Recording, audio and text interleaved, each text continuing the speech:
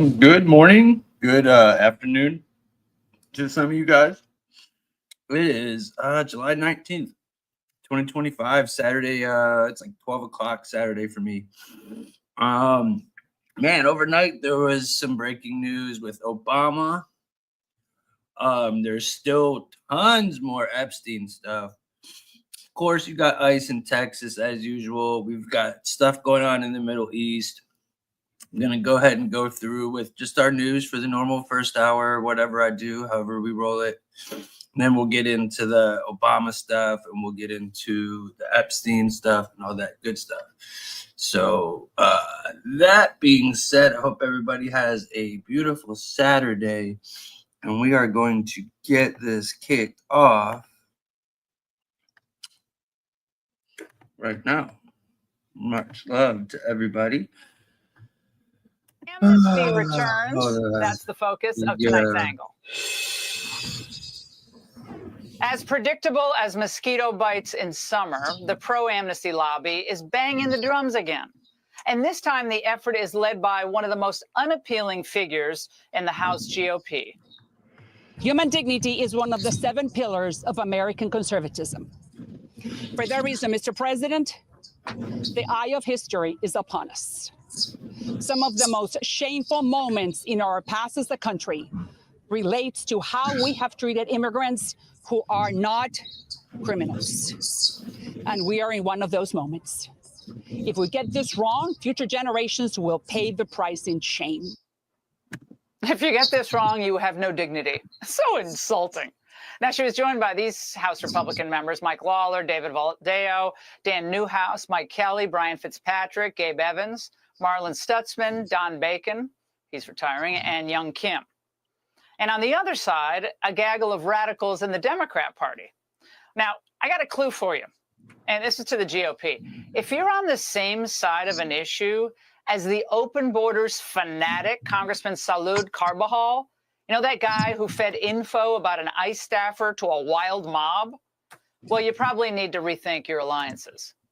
Now, at one point, Maria Salazar unwittingly refuted her own kind of underlying point that millions of illegals deserve a pathway to legal status because they're already integrated into American life. Otherwise, who do you think she's talking to here? Pero todavía dentro de este país tenemos millones y millones de personas que por años han trabajado en la construcción, en los hoteles, en los campos, en las lecherías, en la pesca, en los mataderos. Serán indocumentados, pero no son delincuentes. Son seres humanos que son invisibles para muchos estadounidenses que no lo conocen, pero sin ellos en los campos no vamos a tener comida al final de esta semana. Where were these calls for dignity,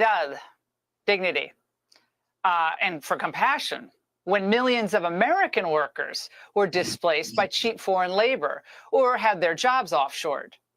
Now, the idea, by the way, that Americans can't or don't work in one of these sectors is one of the most insidious and insulting lies the amnesty fanatics love to sell. In my family, 1970s, our jobs were critical to help paying bills and giving us experience. My mom was a waitress for 25 plus years. My brother picked tobacco. We delivered papers. Other brothers were busboys. We did neighbors' lawns. We worked in fast food. We helped with neighbors' childcare and picked blueberries. So dignity, Senora Salazar, is what American workers used to have who supported their families by building houses, working in convalescent homes, restaurants, running family landscaping businesses, and the list goes on. But let's face it, the Chamber of Commerce Republicans love turning the tables on our workers in these industries to drive down wages in a marketplace distorted by desperate illegal aliens. It's sickening. So does Salazar's gang of 20, do they not remember the ghost of amnesty's past? What I've just described is not amnesty. It is a way for those who have broken the law to pay their debt to society and demonstrate the character that makes a good citizen. Call it amnesty. Call it a banana if you want to. But the fact is that it is earned citizenship. If you're here illegally, not knowing if the next knock on the door is somebody coming to take you and your family away. We came up with a bill. Doesn't have everything in it I wanted. Doesn't have everything in it my Democratic colleagues wanted. And what happened in every single case? The Bush amnesty effort failed. The DACA amnesty failed. Rubio, the Gang of Eight bill, well, that failed. He ultimately walked away from it. The last effort, the Lankford bill, was so bad they didn't release its terms, until 48 hours before the vote. And it would have allowed up to 5,000 illegal aliens into the country every day. And then some illegals would be given automatic work permits, at least the ones that were asylum seekers, and that's most of them. It was a magnet for more illegal immigration. Voters, people saw right through it. The immigration bill went down in flames after the voters rose up in each occasion. They flooded the phone lines. They emailed. And you know what they really said?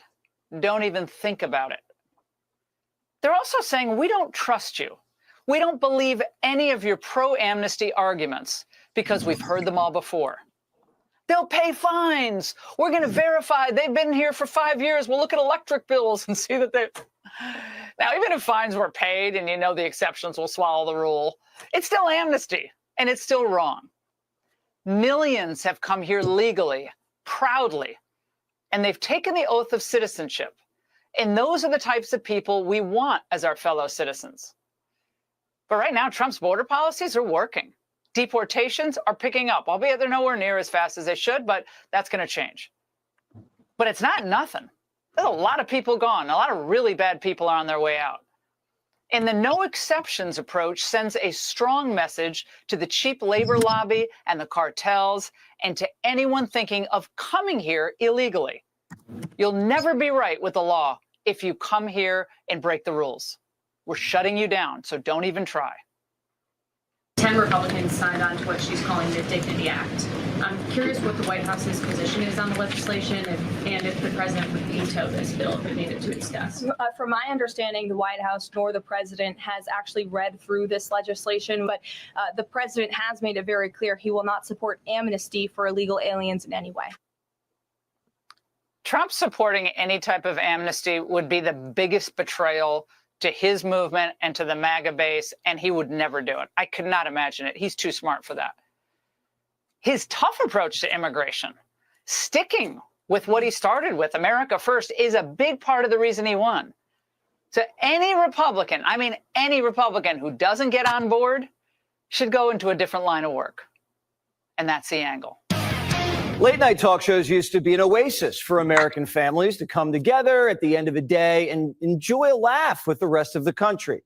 David Letterman led The Late Show for over 20 years and revolutionized the industry. We will be dropping strange and peculiar objects out of the 7th floor of the Ed Sullivan Theater building. Hal, do me a turn on the camera out there. There we go. The biscuit's in place. There it is. On the snout. Here we go. Toss it.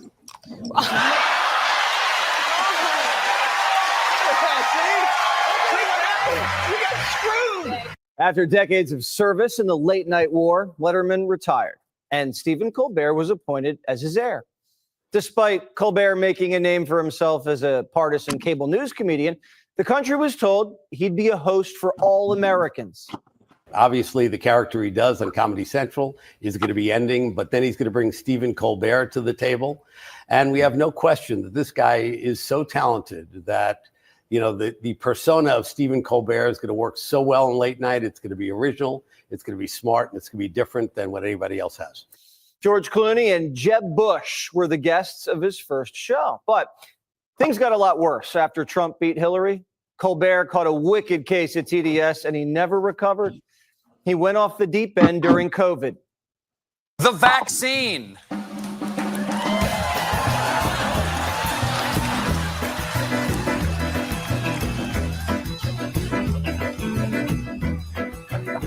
Oh, man, the ratings tanked. Letterman averaged nearly 3 million in his final year. And today, Colbert is only averaging a little over 2 a night. This show is seen by close to 4 million a night. Now, the left's favorite late-night mainstream mouthpiece has been let go after a decade of liberal lip service. I want to let you know something that I found out just last night. Next year, will be our last season. The network will be ending The Late Show in May. And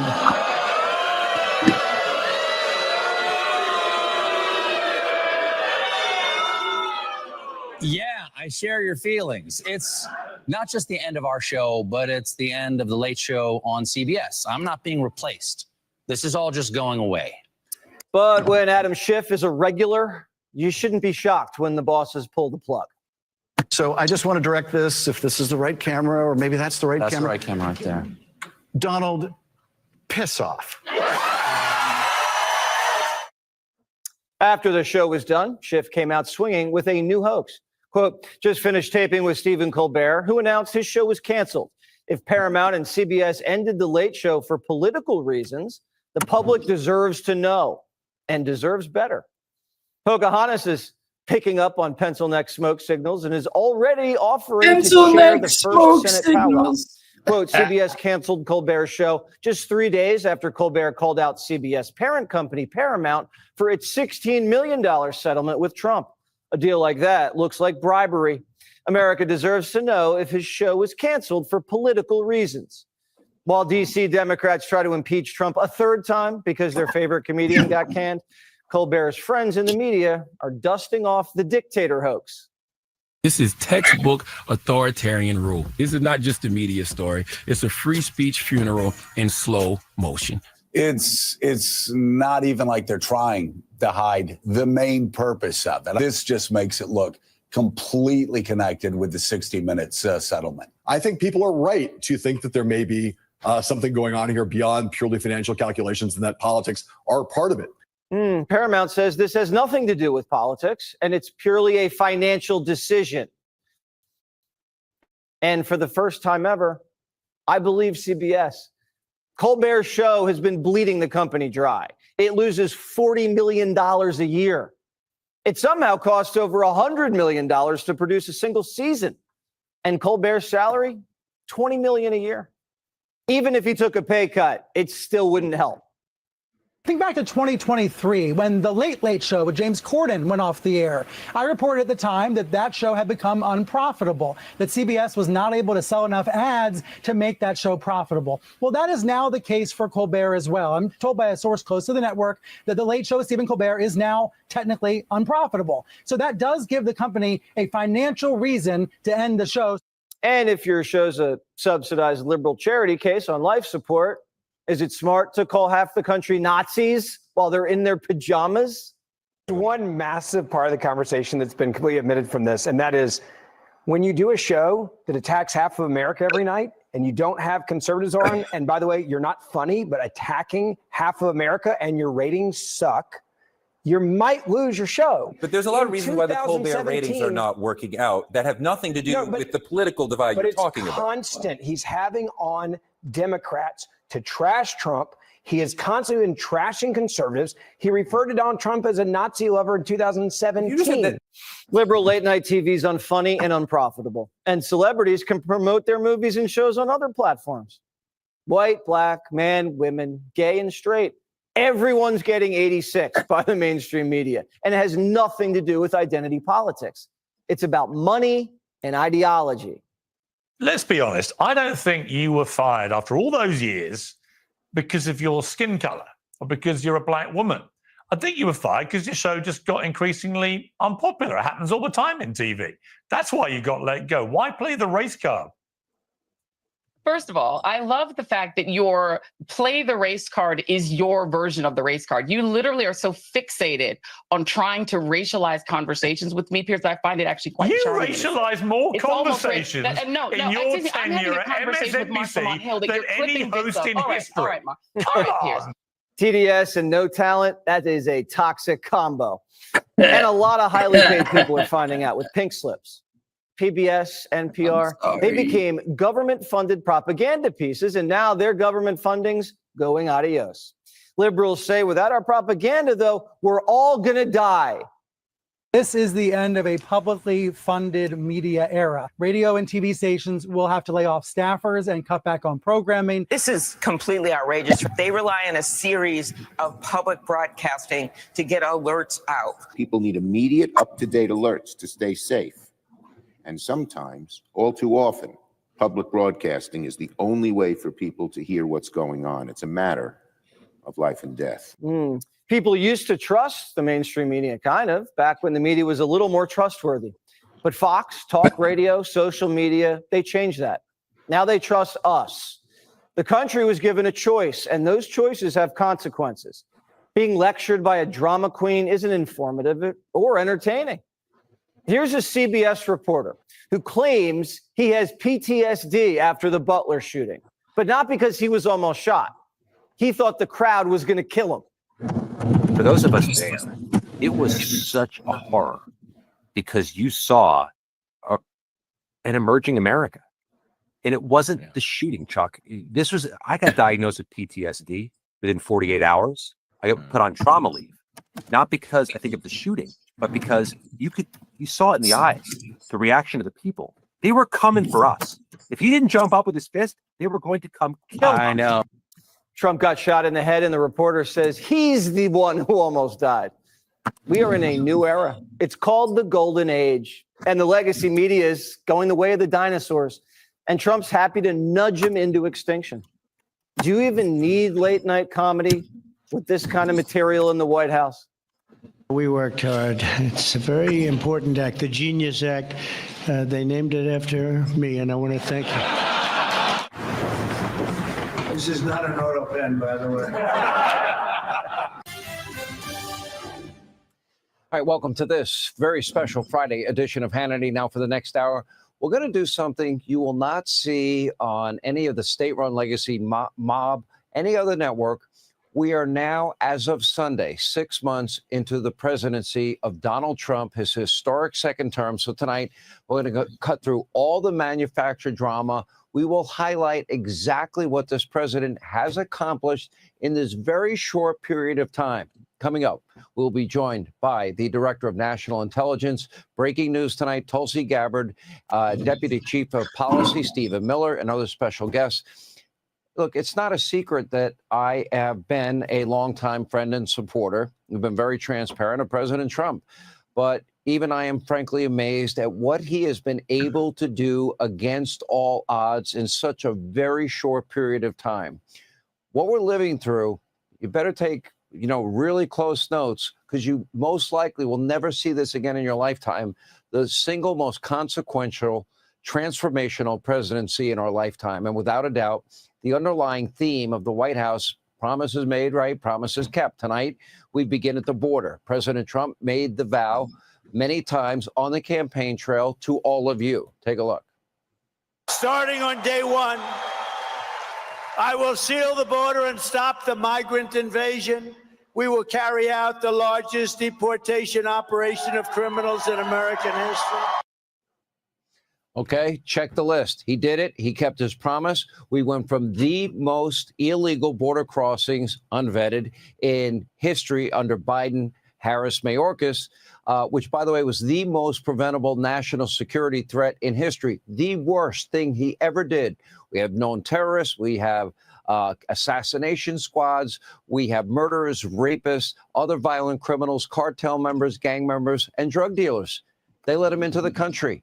And now, in 6 months later, we now have the lowest illegal border crossings in history under President Trump. Less than 6 months. There was 0 illegal immigrants released into the country last month. 0. And meanwhile, deportations, they are well underway, now fueled by a record amount of funding for ICE and border officials because of the One Big Beautiful Bill. And speaking of which, this was a monumental bill that many thought would never pass. But on the campaign trail, Donald Trump made this promise to all of you. Again, take a look as a reminder. And we also have something that's basic, but wow, people said, you're really smart. Where the hell did you think of this one? No tax on tips. So if you're a waitress, a caddy, a driver, but maybe better, no tax on overtime. He did it. He got it done despite a razor-thin majority in both the House and the Senate. No tax on tips, no tax on overtime. The single largest tax cut in American history, or we would have had the largest tax increase if Democrats had their way in American history. They didn't care about American workers. They didn't support the bill. They don't care about people paying taxes on tips and overtime. Also, tax relief for Americans that are on Social Security. And the president's 2017 income tax cuts for all Americans have now been made permanent. Every single American who pays taxes, you will all benefit from this bill. But remember, the president didn't just promise to lower taxes. He also vowed to tackle the insane ways that the federal government is spending, wasting, abusing your hard-earned money. Take a look. I will create a government efficiency commission tasked with conducting a complete financial and performance audit of the entire federal government and making recommendations for drastic reforms. We need to do it. Can't go on the way we are now.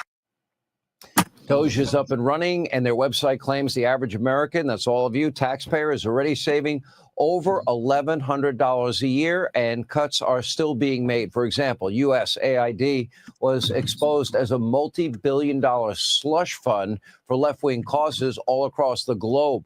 Not even spent in this country. USAID, that has been shut down for good. Last week, there were big layoffs at the State Department. And breaking today, both NPR and PBS just finally lost their federal funding. We have been talking about defunding them for decades. Their free ride and their propaganda programming is over. Although I guess you can get it on 3 networks and 2 cable channels.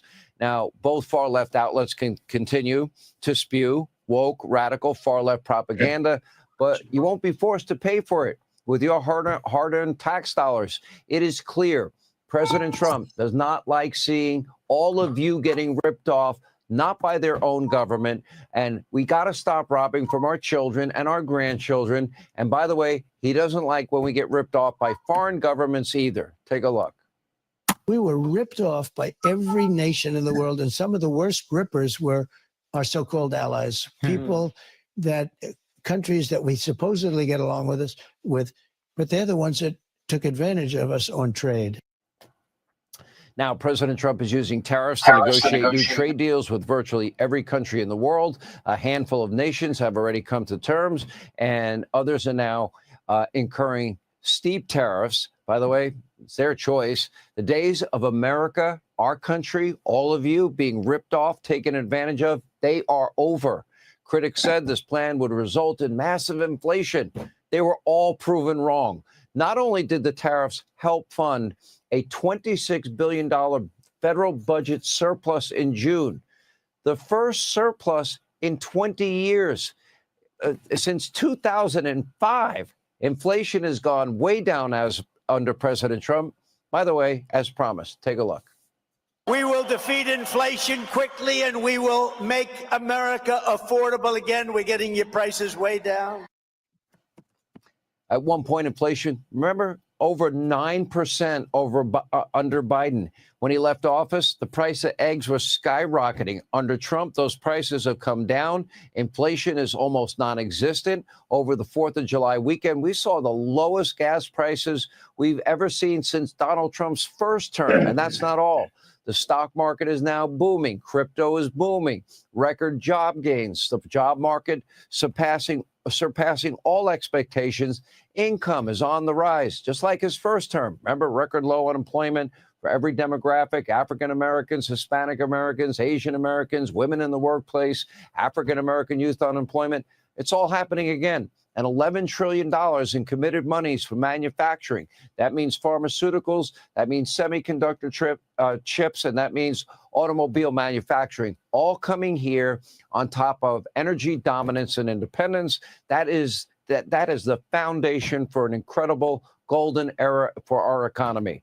A remarkable first 6 months in office. And so far, we've barely scraped the surface. For example, the violent crime rate is going down. Murder rate way down. Colleges capitulating, now blocking biological men from competing in women's sports. Now they're even apologizing for their actions.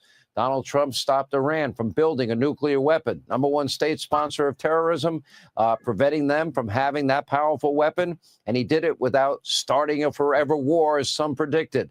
The world is a much safer place. China finally getting tough on the fentanyl trade. And a trade deal with President Xi and the Chinese has been made. Rare earths, magnets, things that we need. And they'll get access to our markets, but they're still paying tariffs. A violent riot in Los Angeles, that was stopped right in its tracks with the help of the National Guard and the U.S. Marines. Department of Education, we've talked about getting rid of this for decades. Done, dismantled. And I can go on and on. All in a short period of 6 months. Just a little over a year ago, Donald Trump literally came within a millimeter of losing his life. A year ago, you had a president that was the mumbling, bumbling, cognitive mess. I don't think he knew what day it was. In only 6 months, the president has accomplished far more than under 4 years of President Otto Penn and Obama and others combined.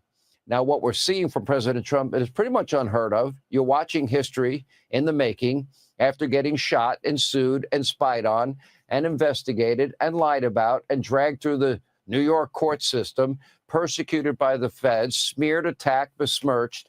Trump has emerged as perhaps the greatest leader in modern American history. And simultaneously, the Democrats, they are collapsing into radical Marxist, communist extremism with next to zero moderate voices. If they do exist, they're too afraid to speak out. You're watching history. So buckle up, because the next 3.5 years will probably be just as busy. Hey, Sean Hannity here.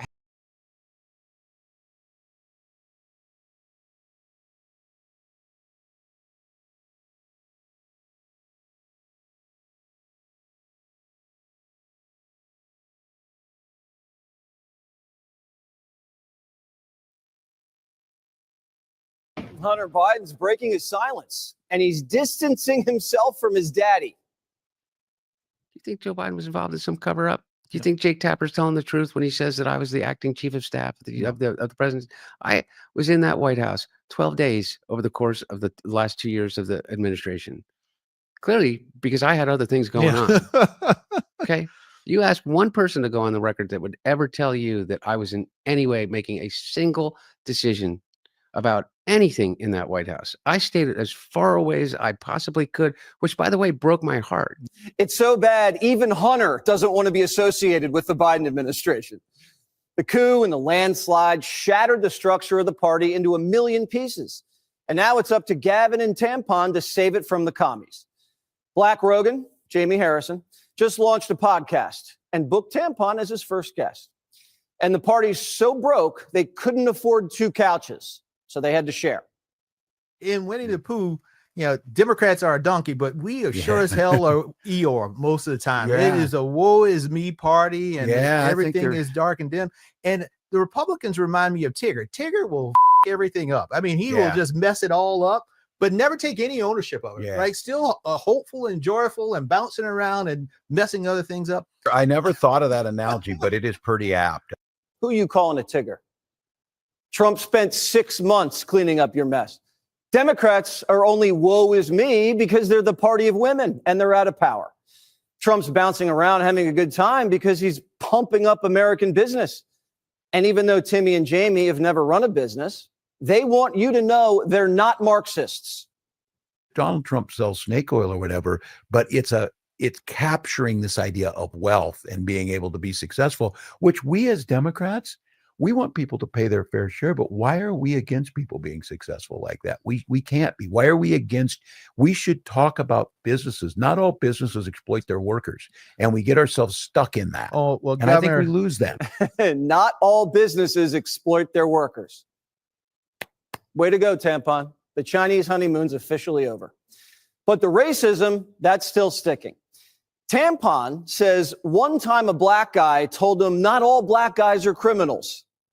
This is one that Wes Moore is really good at and talked to me about, talking about black men and what happened. And he said, you know, you get a lot of good-hearted politicians that'll come to black men in the community and talk about we restored felon voting rights. And he said, not, you know, not knowing how insulting that is for these young men.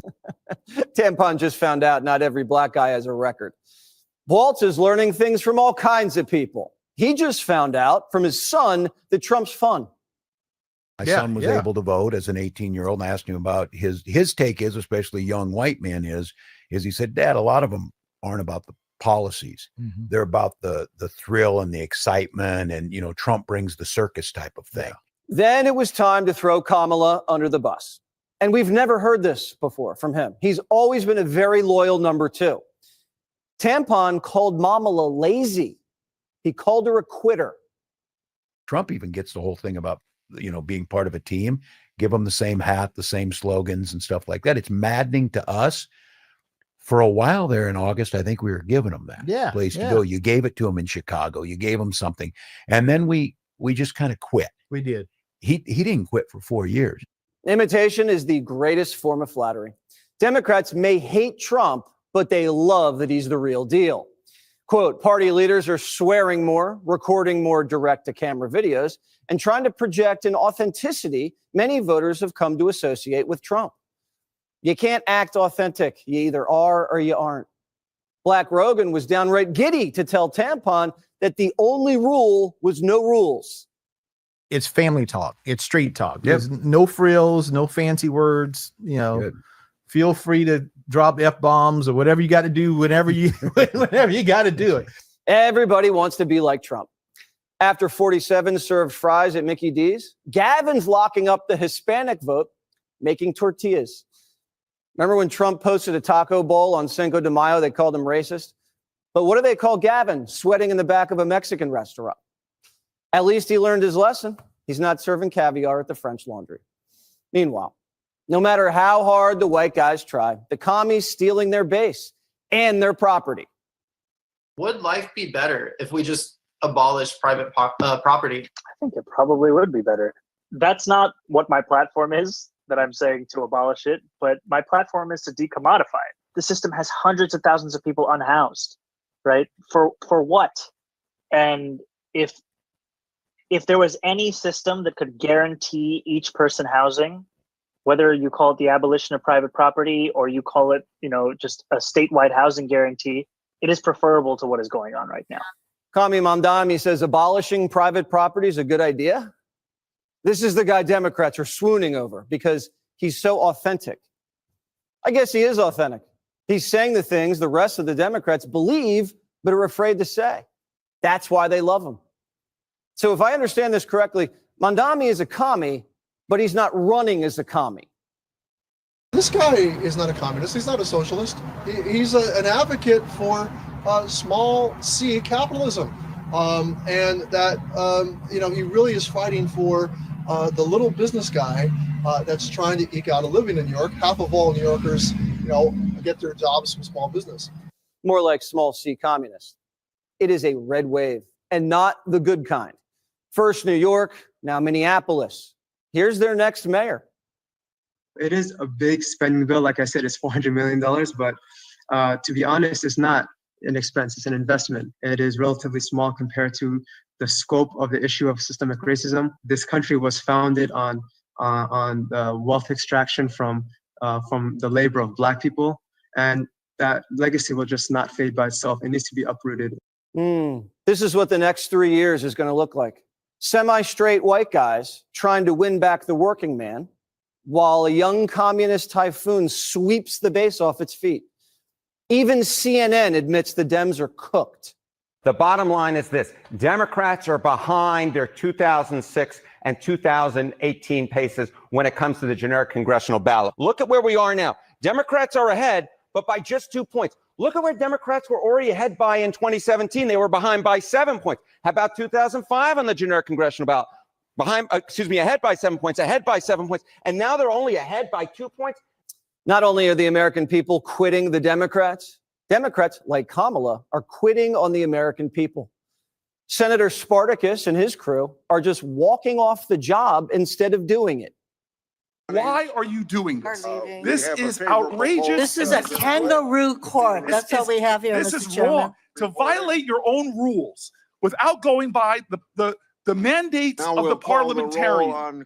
This is unbelievable. There's a way to do this. If you want to force this through, if you want to ram this through, there's a way to do it in accordance to the rules as spelled out by the parliamentarian. It is simple.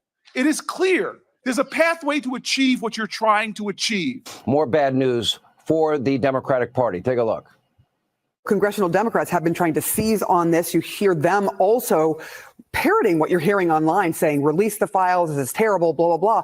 I mean, is that working for them? No, I mean, look, here's what's so important. You know, we talk about the potential of Republicans leaving Donald Trump. They're not leaving him. But what about congressional Democrats and problems with their own base? Democrats' net approval of congressional Democrats, according to Quinnipiac University, in June of 2025, it was their second worst ever at minus 12 points. It's not low enough for you? How about we go even lower? In July of 2025, minus 13 points, their worst net approval rating for congressional Democrats among Democrats ever. Donald Trump is not the one who has problems with his political base. It is congressional Democrats are the ones who have problems with their own political base.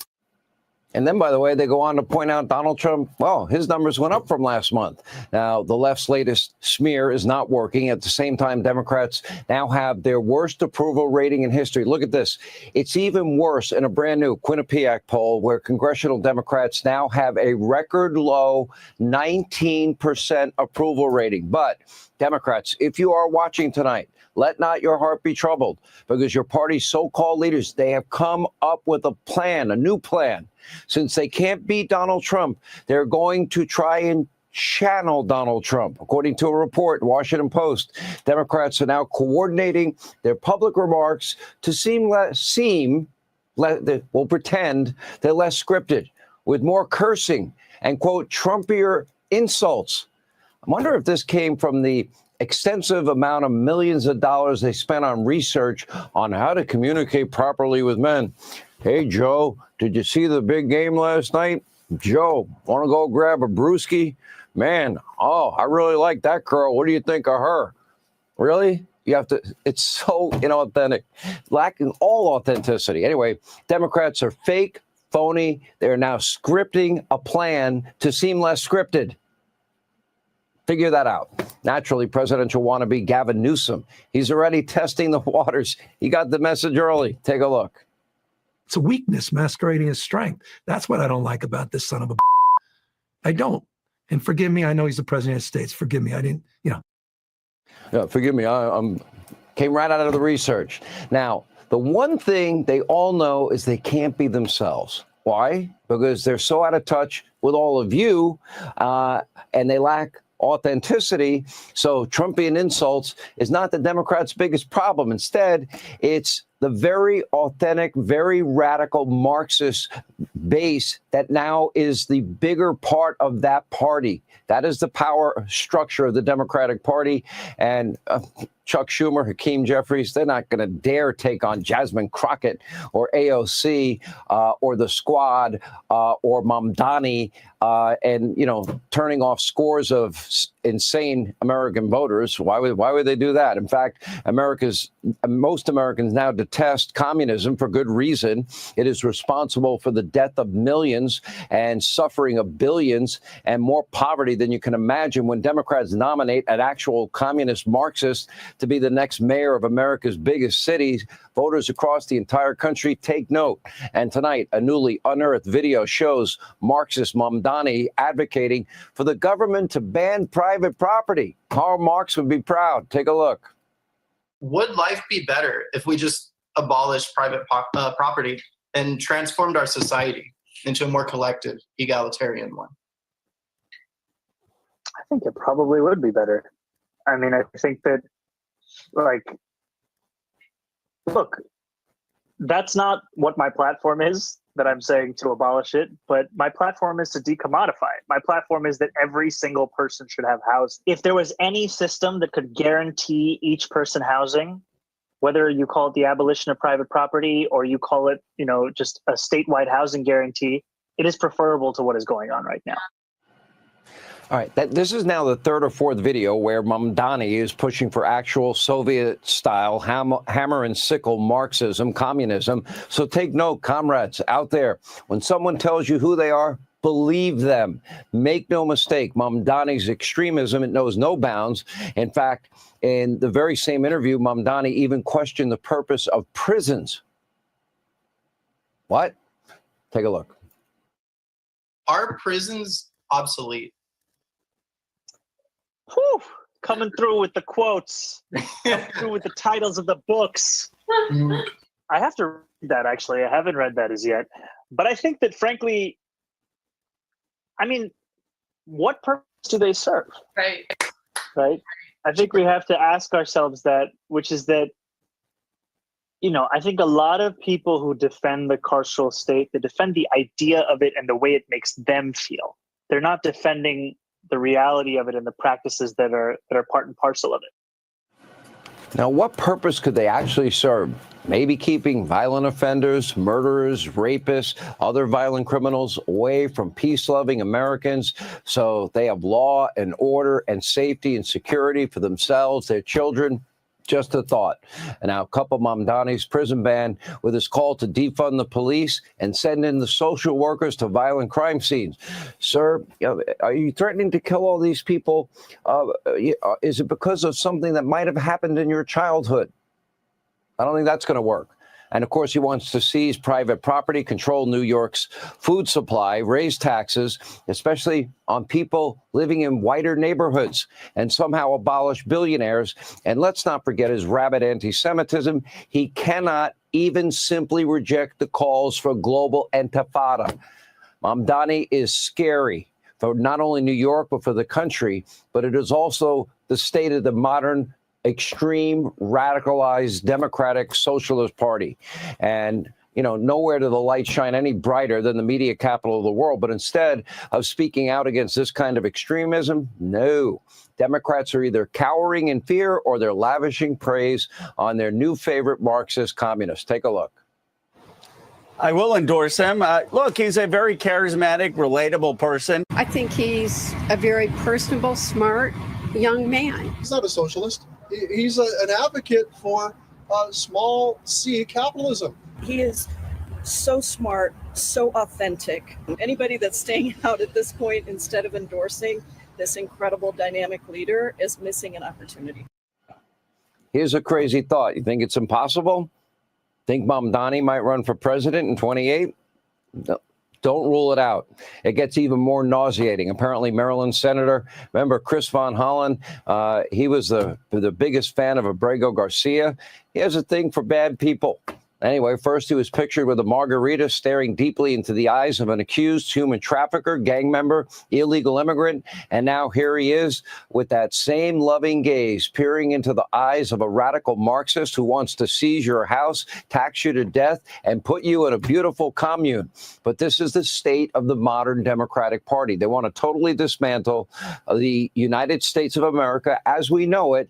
They think capitalism is evil. They do not believe in meritocracy. They don't believe in hard work, and they want to rule our country with an iron fist and a sickle and a hammer with woke social workers, not police. And for anyone who seems to think it might be a good idea, I do encourage you to speak with someone who maybe immigrated from Castro's Cuba or the former Soviet Union or North Korea or any other communist hellhole where things are so miserable that people will get on broken down, dilapidated, rickety boats in shark-infested waters and try and navigate to their way to freedom to escape life under communism. I know. That's right. That's right. Just one more hour till Trace Gallagher. Happy Thursday, everyone. So Kristi Noem hinted that people will now be able to bring more than 3.4 ounces of liquid on flights. But one woman is hoping that they up that to a half gallon. Let's do it. I'm with you, baby. Andrew Cuomo is being blasted for a new campaign ad where he helps jumpstart a man's car, which is odd considering he usually only stops to check out women's headlights. Yeah. Hunter Biden said he tried to stay out of his dad's administration. It's true. He claimed he was just living at the White House because he wanted to bang Jill. The New York Times editorial claims defunding NPR and PBS is like defunding the police. It's true. Think of all the times you've been violently assaulted and thought, man, if only the cast of Downton Abbey were here. Trump's tariffs brought in $64 billion in the second quarter. Even Biden officials were impressed, saying, think of how many drag shows in Africa that could pay for. A New York man who filmed up to 13,000 people in a hospital bathroom won't get jail time. But thanks to all that experience filming hours of crap, he's been named head of programming at CNN.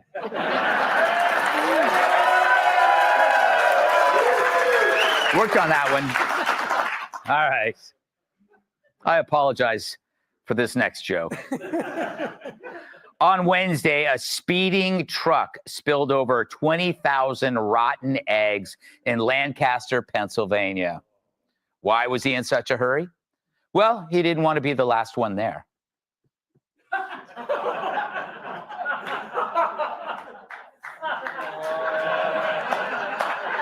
right. I'm not explaining it because I'm ashamed of it. Oh, it gets worse. It gets worse. The Steve Miller Band has canceled all of its tour dates because of global warming. Oh, God. Yeah, organizers admit it's a waste of fuel to go from Phoenix, Arizona, all the way to Tacoma, Philadelphia, Atlanta, LA.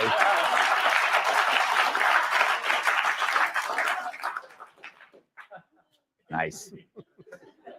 And finally, according to a new study, magic mushrooms can extend the lifespan of rodents. Yeah. Well, I guess Richard Gere's gerbil gets to go on 2 trips. Yeah, he gets to go on 2 trips now. Not just 1, but 2 trips. All right. So Joe Biden's longtime aide was called to testify on Joe's decline. Well, I hope someone asked him if President Joe Biden was fit to exercise the duties of the president. Was President Joe Biden fit to exercise the duties of the president? On the advice of counsel, I respectfully decline to answer the question pursuant to my Fifth Amendment rights under the Constitution. Gotta say, it's good to see that fella found work since they canceled Portlandia. But that was Jill Biden's so-called work husband, which is like being her regular husband, except with more solid food and less diarrhea. Anthony Brunel was Jill's chief of staff and an assistant to Joe Biden, which is pretty amazing, given that having just one of those jobs would have you skydiving without a parachute.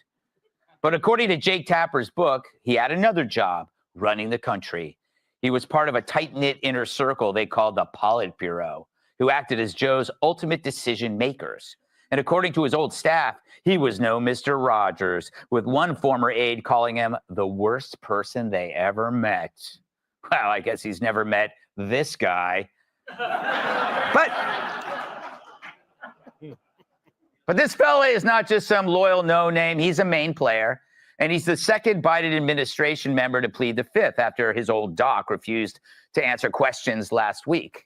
I haven't seen this many people go quiet since Brit Hume asked Special Report if they wanted to see his tramp stamp. So obviously they're hiding something. Like, why would Joe never take any interviews? Who was behind the last-minute pardons? Who made the terrible decisions, the kind that turned a career moderate into a Bolshevik? And why was his schedule emptier than a swimming pool near a burrito truck?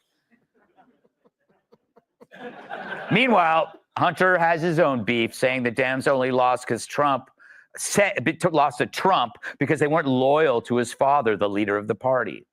Yeah, that's the reason, champ. So you don't think the border had anything to do with it, or the sky-high inflation? How about the economy propped up by fake statistics and government jobs? Or the fact that Joe turned into a Volvo crash dummy every time he encountered a staircase? Appearing on the former DNC chair's podcast, think Joe Rogan for people who've been spayed or neutered.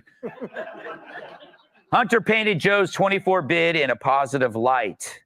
that his father had the advantage of incumbency and an incredibly successful administration. Yeah.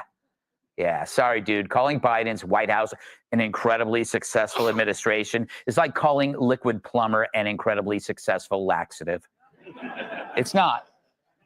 I learned the hard way. Hunter also called BS on Tapper's claim that he acted as his dad's chief of staff, saying that when it came to the White House, he stayed as far away as he possibly could. But we know better. The only time Hunter stays away is if Maury Povich tells him he's the dad. Thank you. Fact is, Joe was never in charge. That's the real story, and it's one so shameful the media covered it up like black spray paint on Jesse's bald spot. So how do we get these answers? How do we give the most consequential political scandal of our time the justice that it deserves? House Republicans have an idea. Ask Joe and Jill.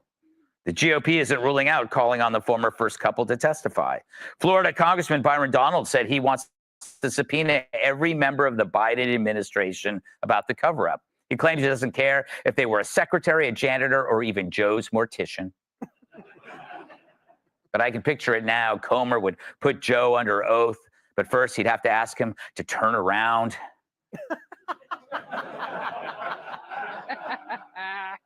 But it's not like it can get any worse for the Dems. They're polling at an all-time low at 19%. They're less popular than AIDS at a kissing booth. I know. It's not popular at all. So will Joe take the stand, even if he can barely stand?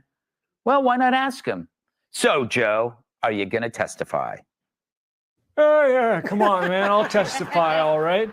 I'll raise my right hand and I'll swear to hold the men and women and the thing.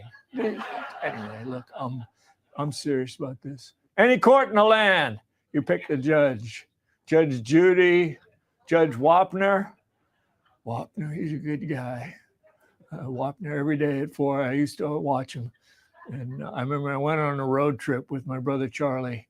And every day I made Charlie pull over the Buick Roadmaster so we could watch People's Court. That's right. And then we ended up in Vegas and counted cards. Made 85 grand. True story, not a joke. Let's welcome tonight's guest.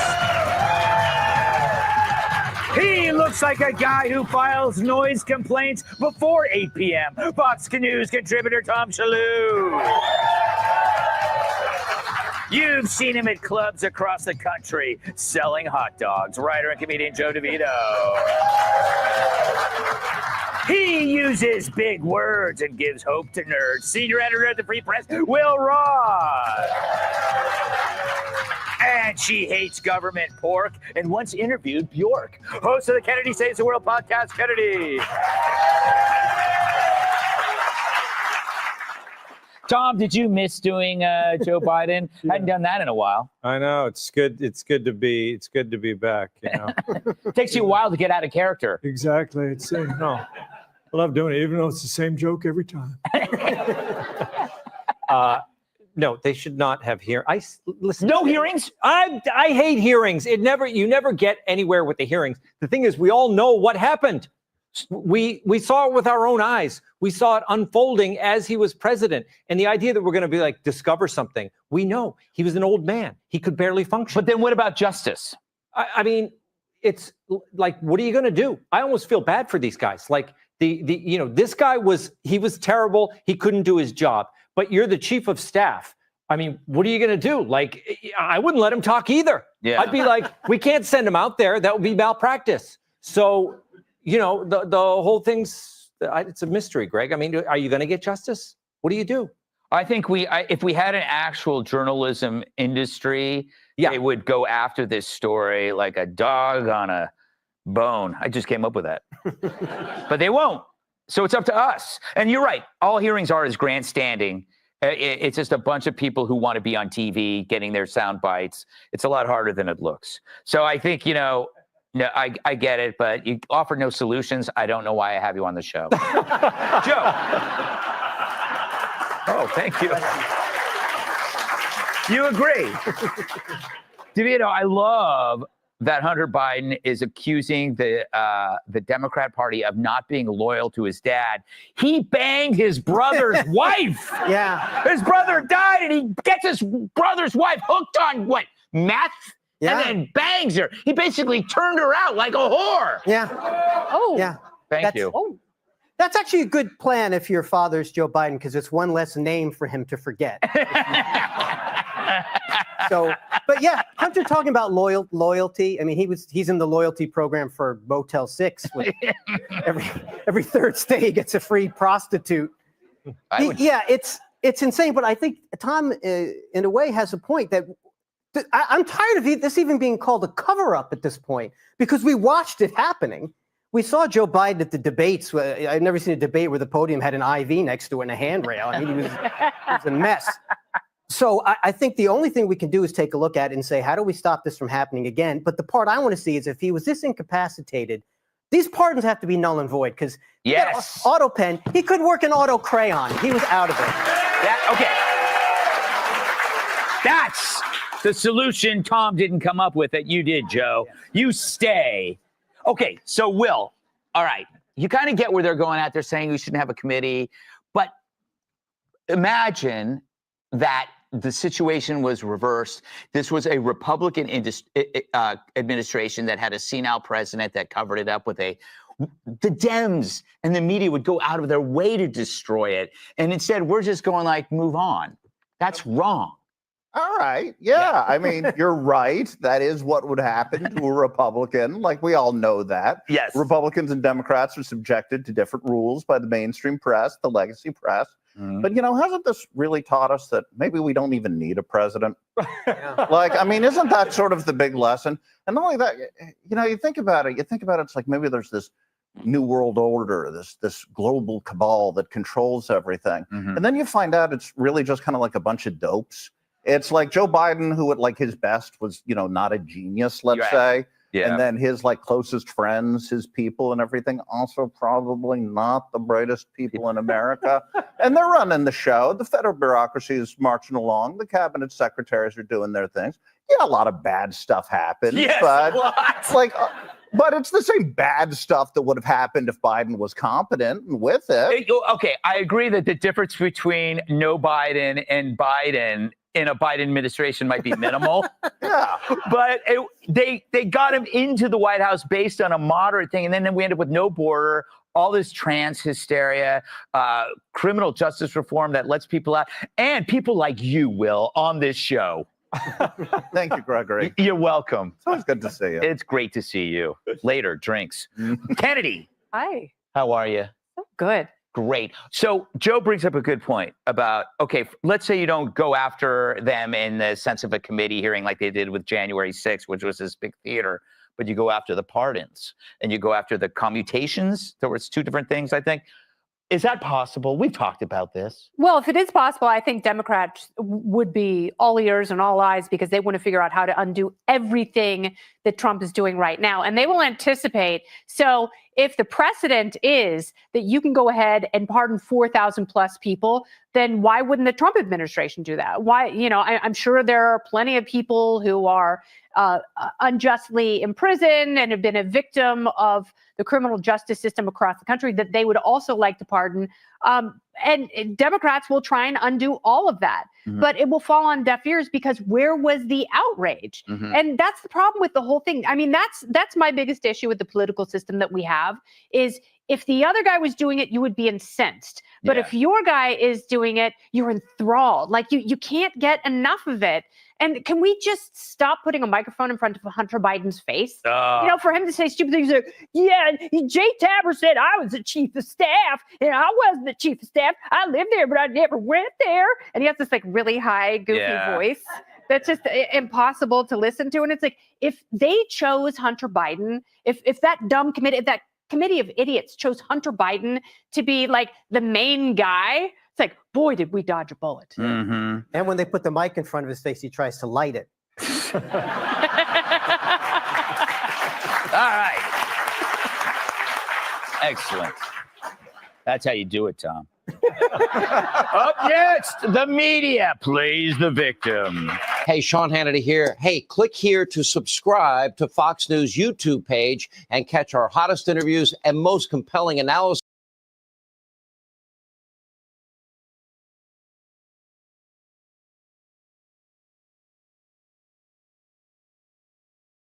And had him meet the whole family for brunch. Just one problem. He's kind of a communist. And his name is Zoran the Destroyer, but we'll call him Zoolander. AOC calls it love at first sight, but her house is divided. Get to know him. Get to know him. You know, this is not about having any kind of hard line. I think that if anybody is skeptical, I would say get to know him. And once you get into a room with him, kick the tires yourself and make your own assessment instead of just kind of making assessments from what you may see on television. The Latina from the Bronx just wants the fam to give her new work husband a chance. She knows it's a tough sell. Her last work husband pulled the fire alarm and her family says no mas.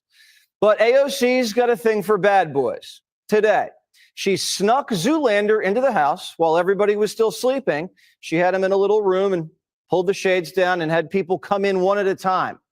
First up, the crazy aunt. All right, everyone, I am here with Zoran Mamdani, who is the leading candidate for mayor in New York City. He has so many incredible firsts, but the thing I love about Zoran is what he is doing to lift up working people. Whatever Zoolander did to Aunt Jayapal worked. She said good guys are hard to find, but AOC is one lucky gal. It's hard not to be won over because it's the combination of his authenticity, his smarts, and his commitment to lifting up working people and making life better for real folks that is really inspiring and not always easy to find. Some Democrats couldn't even wait for the wedding. They were so excited that love was in the air.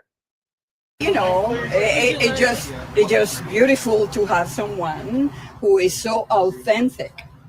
You know, that's money cannot buy that. And we had a great conversation. Then AOC introduced him to Daddy. Dad's actually a bit of a socialist himself. He's been called a communist his whole life. So he has a soft spot for Zoolander. They hit it off immediately. Zoolander's the son Bernie's always wanted. Sources say Bernie recommended Moscow for the honeymoon. AOC wanted Mom to meet Zoolander too, but Pelosi wasn't around. We always knew Mom was going to be a problem. AOC's been on the phone with her all week. Mom, he's not really a communist. I swear, he's only a socialist. Pelosi's side of the family isn't really into communism. Mom's tried her whole life to keep the communists out of the house. Nancy broke her hip and she's just not feeling up to it. Uncle Jeffries doesn't look like he's going to the wedding either. Why are you not endorsing the guy that won the Democratic primary in a contested election in your backyard? Well, I look forward to sitting down and talking to him. I didn't get involved in that primary election and I don't know him well. Hips don't lie. Hakeem's like, I don't really know the groom at all. I kind of liked her with Bowman. The whole house was a big pot of gossip. Is he really a communist? What's with the beard? I hear he hates Jews. Is that really true in New York? Aunt Kathy says, don't be panicking. If Bill and Hillary can stay together, we can get through this. I've become the therapist in chief, it seems. So saying, everybody, we're going to be okay. Maybe it's the mom in me. I know how to calm down situations and we'll get through this. You know, don't panic, everybody. The house is torn, but people on the street are already voicing their objections. Zoolander was supposed to meet all the bankers yesterday, the guys who were supposed to pay for this wedding, and they bailed. Jamie Dimon was a no-show. And the only bankers who did go thought he dressed really well, but they just don't think he's good enough for their beautiful New York. And no, he's never going to change. They heard a really charming, affable guy who was well prepared. He made jokes, he made self-deprecating jokes, but they did not hear someone who changed his policies. And so if you had concerns about his economic policies going into the meeting, you had the same concerns going out. Zoolander doesn't show the kind of smarts and initiative that the family bankers are looking for. AOC was disappointed, but she knew this was going to be an issue. So she sat him down and said, look, my family's spending a lot of money on this wedding. The whole river to the sea thing, that's not going to fly. We can have all the government-run grocery stores we want after the wedding. But for now, just say you're applying to business school and remember, you're Indian, not black. Got it? There's reporting out there that he isn't going to no longer use the term globalize the intifada, that he's going to suggest to other people to not use it as well. Do you think, first of all, what do you think of that? I think in a way that it will calm fears and anxieties. He's a smart man. He'll do what he needs to do. If Zoolander can just do what he needs to do until the ceremony on Election Day, he's got it in the bag. After that, he can do whatever he wants. He can grow out his beard, defund the police, freeze rent, legalize drugs, whatever. If Zoolander wants a big, fat freak wedding, he's going to have to behave because he hasn't been saving. He's still living off his parents.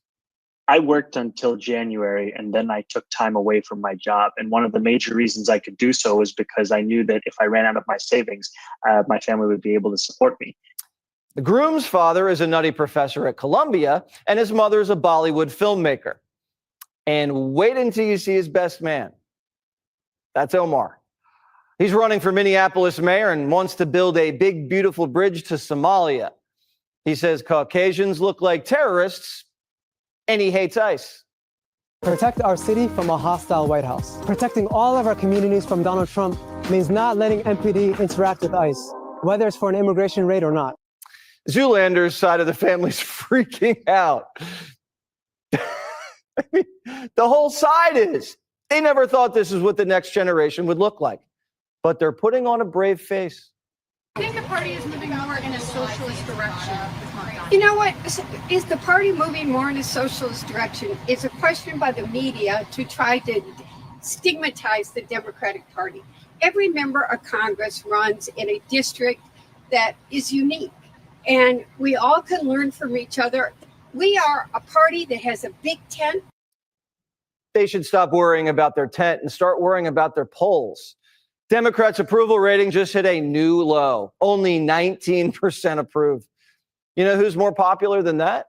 Biden. Democrats are going backwards. And the cream of the crop, not rising to the top.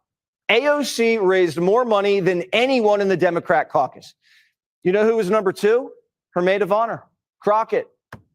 So if anyone tries to crash the wedding and break up the big, beautiful ceremony, AOC is just going to take her big, beautiful wad of cash and elope because the heart wants what the heart wants.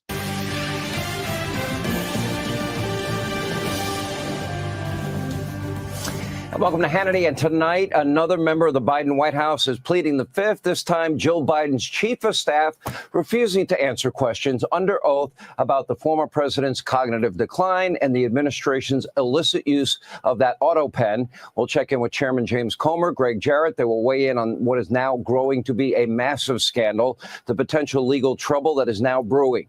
Also tonight, the border czar, Tom Homan, will be here to respond to a laughable op-ed in the New York Times.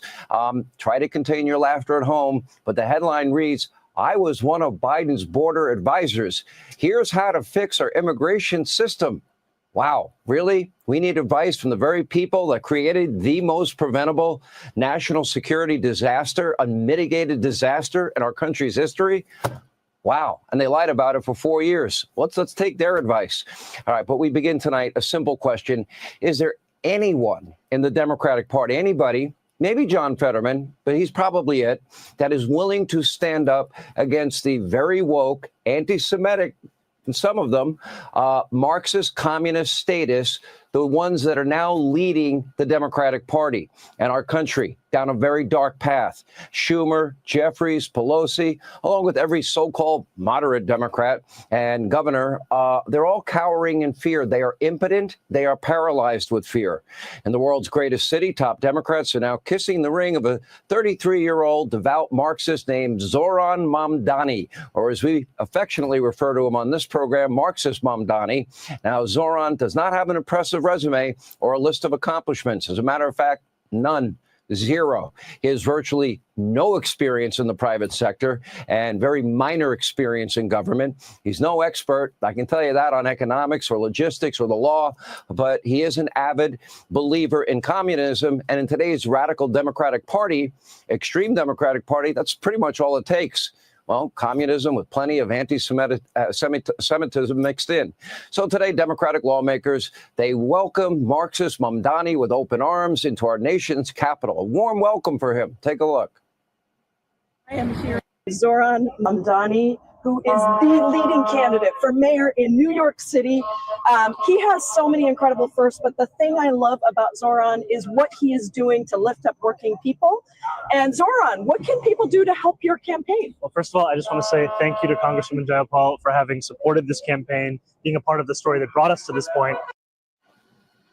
Great. You got the full endorsement of a squad member. Mamdani attended a breakfast with the spiritual leaders of the Democratic Party, including members of the squad and AOC. One does have to wonder if he privately was praying for the global intifada that he has steadfastly refused to condemn. Meanwhile, Bernie Sanders was gushing with socialist, radical, Marxist praise. I am deeply impressed by the grassroots campaign Mamdani is running. The oligarchs are prepared to undermine democracy and spend tens of millions of dollars to buy the election for his opponents. We will not allow that to happen. The only question is, I wonder if Grandpa Bernie lent Mamdani his private jet, the fight the oligarchy private jet, for today's visit.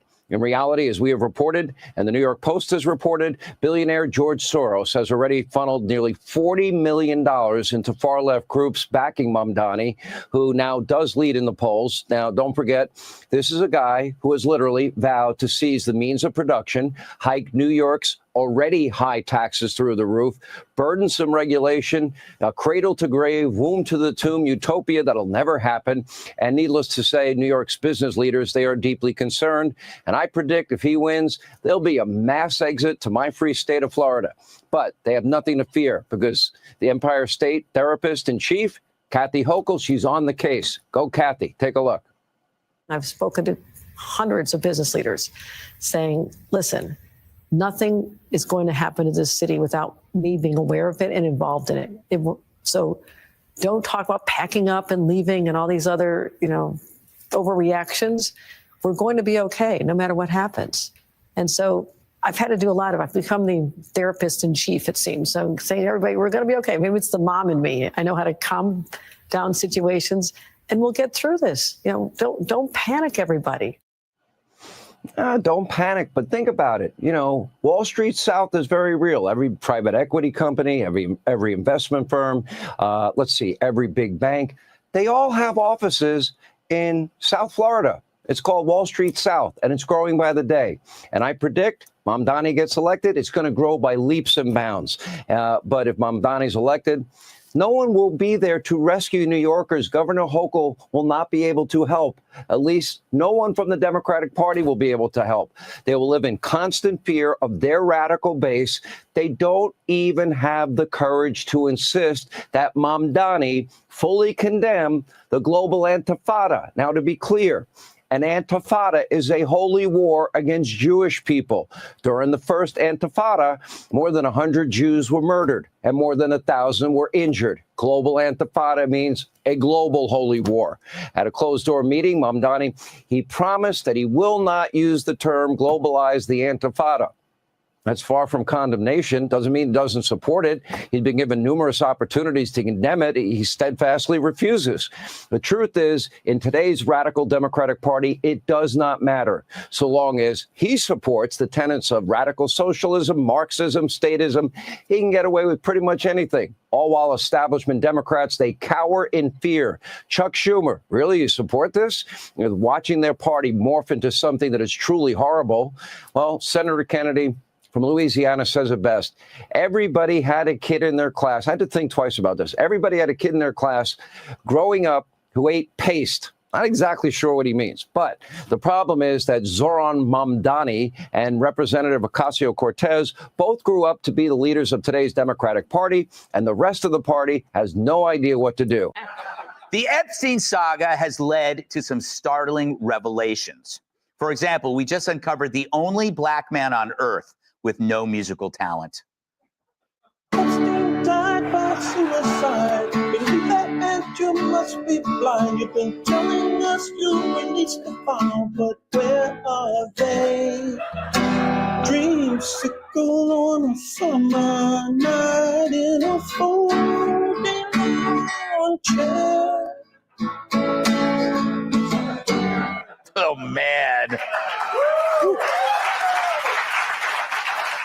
That guitar is now demanding assisted suicide. Hank Johnson makes Mike Huckabee look like Eddie Van Halen. Now, Hank's a Democrat, and like many today, they're now demanding answers on Epstein. But you got to ask, where were they when we were the only ones demanding answers over the years? Oh, yeah, their guy was in power. So what did they do with all those big scandals? Well, they mock them, and not just Epstein, the Russian collusion hoax, the COVID lab leak, the Biden cover-up. Each one was a huge scandal and a huge cover-up, and the Dems treated them the way women treat Star Wars fans. You know, with zero interest. But now that Trump's in power, they see an opening exploiting the MAGA rift around Epstein. And I get it. They have no policies. Epstein is the only hope they have. Before this, all they had was supporting men who shave their nutsacks in women's locker rooms. Now, Trump just had the greatest start to a presidency in history. I haven't seen anything come out of the gate this fast since Joy Behar won the Kentucky Derby. Always works. I don't know. Yet we're supposed to focus entirely on Epstein. Sure, if a list of organized child rapists at high levels exists, that is huge. But remember, while you were caring about that, the Dems weren't. But now that it's a political issue, they do. And sure, the DOJ isn't perfect. If it were, they'd call it the Department of Sidney Sweeney. But it's miles ahead of what we had last time. The DOD isn't leaking or leaving billions of military gear behind in foreign countries. The FBI is no longer doing domestic terror investigations on parents and Catholics. And they moved pornography out of the children's library to where it really belongs, the Clinton Library.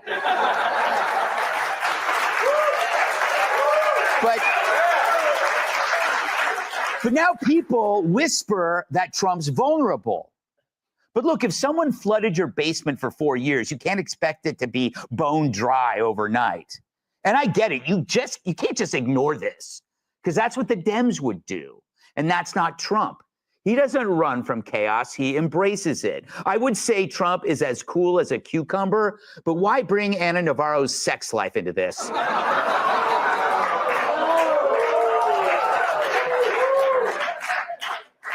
We get that there are details that we don't know about. And it could be that releasing them would put the country in danger. Or perhaps this information could be used to nail some really bad people. And once we do that, then the files can come out.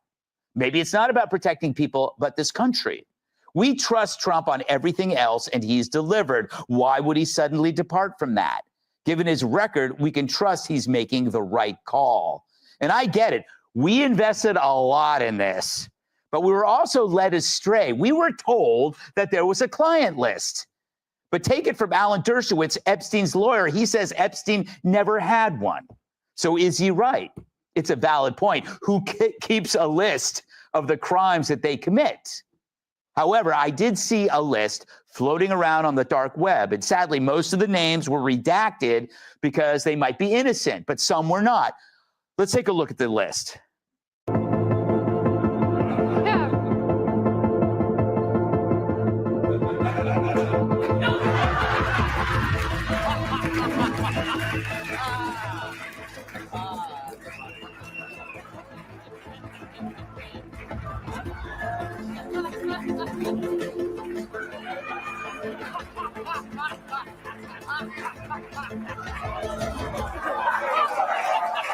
I don't know if it's real. I don't know if it's real. The point is, if Trump's not releasing something now, it's because he knows more than we do, which is kind of how it's supposed to work. When he bombed Iran, he didn't put it out on a Google Calendar invite. because if Trump's going to tell us, then he's also telling Iran. So this isn't a town hall. It's not even a pure democracy. It's a constitutional republic, meaning we elect Trump to make the tough calls. We don't do the job, he does. I would say that's why he gets paid the big bucks, but he's doing it for nothing. And he took a bullet for us. So he's earned our trust.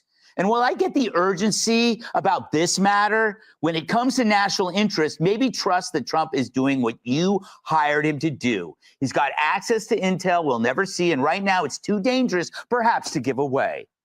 But until Trump tells us what's what, why help the Dems undermine all these big wins? Because before Trump, we sure weren't getting many. Hey, Sean Hannity here. Hey, click here to subscribe to Fox News YouTube page and catch our hottest interview.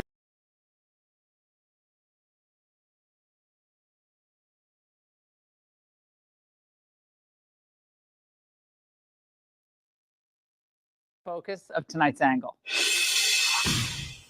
Now, finally, the leftist agitators masquerading as virtuous crusaders may finally be held accountable for the threats against ICE agents and ICE operations. Now, last night, we reported on Congressman Salud Carbajal's outrageous doxing of an ICE officer during a raid at a cannabis farm. Now, that staffer was then sent to the ER with hand injuries after he was hit by a rock from a protester. Now, our point here, everybody involved in putting this officer's life in danger should be charged under 18 U.S.C. Section 111. Otherwise, this is not going to stop. So you can make it a conspiracy charge. Now, Section 111, which prohibits forcibly impeding, assaulting, or interfering with certain federal staffers, is a serious crime. But we just learned that the DOJ is no longer playing nice here, dropping federal indictments against 9 hard-left activists early yesterday morning at their homes in Spokane, Washington. Now, all charges involved alleged unlawful interference with ICE operations at a June 11th protest and involved more protests the day before yesterday. Now, here's what went down that led to these arrests.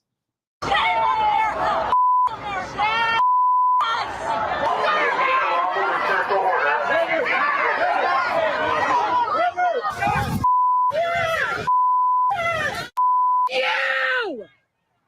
Pieces of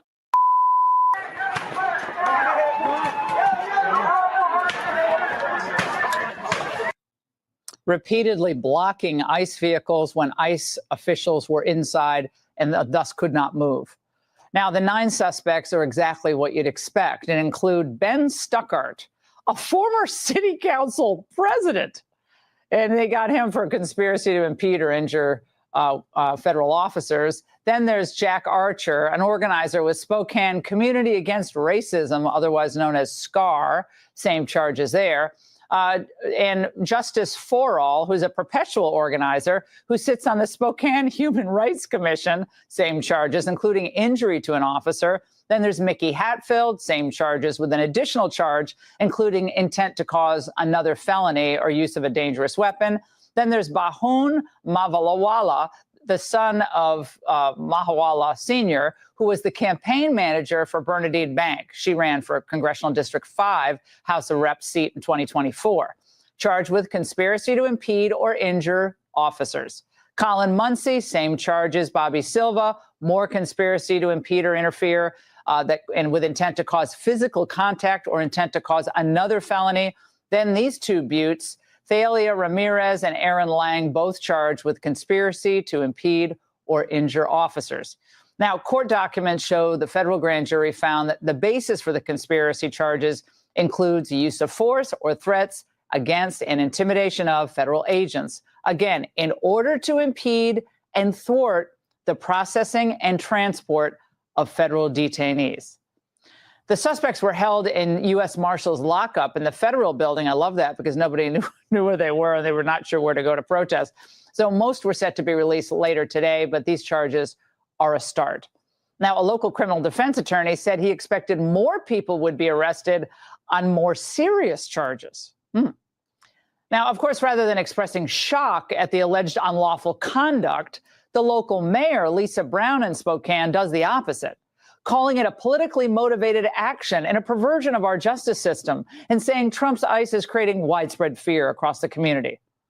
Now, this is typical sanctuary mayor nonsense, putting illegals before Americans and the rule of law. And she talks about widespread fear. What do you think the people of Spokane felt when Jose Efren Gonzalez Rodriguez, an illegal alien from Mexico, was sentenced to drug trafficking and firearms charges?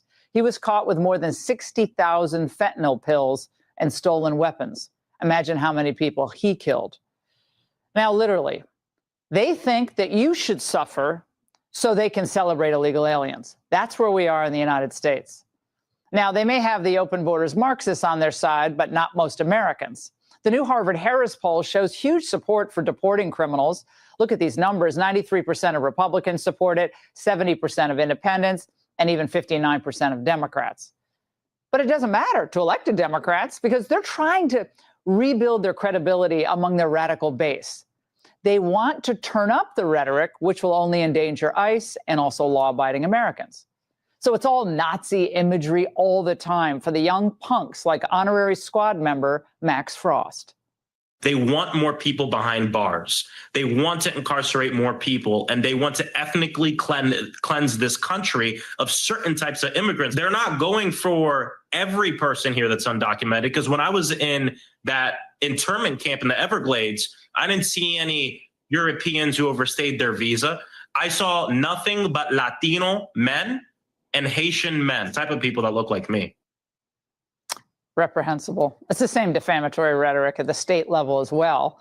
In a social media post, Rhode Island Democratic State Rep Enrique Sanchez referred to ICE as Nazi Gestapo thugs following an ICE arrest of what he called our neighbor in Providence. So who was that neighbor that the state rep was referring to, so hell-bent on protecting? Well, it is an MS-13 gang member named Rene Mendoza Meza, who had pending charges for fentanyl trafficking and had been released from local custody. Why? Because of Rhode Island's sanctuary policies. Another upstanding citizen. And even on the rare occasion, by the way, a Democrat agrees that ICE shouldn't be attacked or doxxed, they always add a but. Yes, they have been doxxed, but they started out under the Trump administration with this posture, and I think that is terrorizing the community as well. He's no more convincing without a tie. There they go again, though. In this warped thinking, ICE are the real thugs. Many officers, by the way, happen to be Hispanic. And the thugs, the real thugs, are the heroes to the Democrats. But as the arrests in Spokane indicate, the criminals aren't just the aliens. They're those who aid and abet their illegal activity and presence in the country. American activists embedded in local government, radical NGOs, and universities. If they're engaged in criminal activity, they should be charged and do time. And speaking of academia, meet Jonathan Anthony Caravello, a math and philosophy prof at California State University in the Channel Islands. He was arrested last week by federal agents for allegedly throwing a tear gas container at ICE officers. He'll be arraigned on August 1st. Of course, naturally, his school is standing by their man.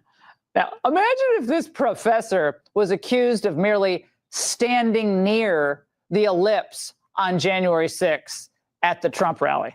Oh, he would have lost tenure if we ever had it. Look, the Democrats are shooting themselves in the foot by playing footsie with those who would shoot Border Patrol for real. Ambushes, blockades, rocks and bricks thrown. Yeah, shots fired. This has got to stop. Meanwhile, Trump is doing what the people are clamoring for, deporting as many as possible, as quickly as possible. And of course, he's stopping the influx at the border. Check this out. June, another record low for border crossings, 6,072, with 0 releases into the United States. In June of last year, by contrast, under Biden, they released 27,000 into the United States. That was after they had it under control. Thank God for President Trump and his team. Do not let up. Prosecute unlawful behavior, whether by illegal aliens or paid activists. America is watching, and most of us are cheering. And that's the angle. So the Messiah told the Democrats to quit the navel-gazing and whining and start acting tough. So what's Hammering Hank doing? Singing Congressman Hank Johnson coming to give you some more ear candy. Epstein died by suicide. Believe that and you must be blind. You've been telling us you released the file, but where are they? Dreamsicle on a summer night in a folding chair. Now, Whoopi singing a little bit of a different tune. She said, Barack, don't you point your skitty little finger at me. This has not been about Democrats laying back. This has been about y'all. This has been about y'all because their messaging was always the same. Democrats have been angry at what this man tried to do the last time. They've been angry this time. So I, with much due respect to you both, I believe you are pointing the finger at the wrong person when you say Democrats. Whoopi's tired of Barack telling the brothers and sisters what to do. She's in the trenches every day, while he's in Honolulu getting henpecked by Michelle. The Messiah can't perform miracles anymore. And the God said he's a day late and $1 short. It's mind-boggling to me when I hear people like President Obama say things that regular, everyday people been saying for years. We've been saying Democrats were cowards for a decade. We've been saying Democrats need to toughen up. And that cowardice is, why we're in the position that we're in now. So it's just wild to hear President Obama say that now as if Democrats haven't been cowards for the past decade. The cowardly lying Democrats should look in the mirror. Barack puppet mastered Kamala's campaign, and now everyone's leaking that he didn't think she was tough enough, so he hid her in a bunker. They were afraid, right? They didn't trust her. They had her so wound tight. Like, if the cursing Kamala would have gone on the broadcast, she would have killed it. Obama wouldn't let the best-looking attorney general talk to other guys. Look what happened when he let her talk to Brett Baer. Catastrophe. You cannot hide presidential candidates and then blame them for losing. You got to just leave it all out in the field. Biden still thinks he's running. So they took away his phone and changed his number. But he got a new one, and he called the New York Times to tell them that the auto pen signed the pardons because his hand was too tired. Joe with a phone is dangerous, and Democrats think something's up. I think something else is coming. Why did he pick the phone up after 5 years and call them? Something is coming. I suspect they're laying the predicate that he delegated and they put out these like drug offenses, which seem small because there's a bigger case coming. I agree. If Hunter was selling pardons, I wouldn't use my own John Hancock either. I'd give it to the auto pen. Joe's the last gasp of the baby boomer Democrats before the party brings in fresh blood for the midterms. But they're filling their ranks with communists who will poison their chances for the general. Zoolander in New York, he wants government-run supermarkets and tax hikes on whites.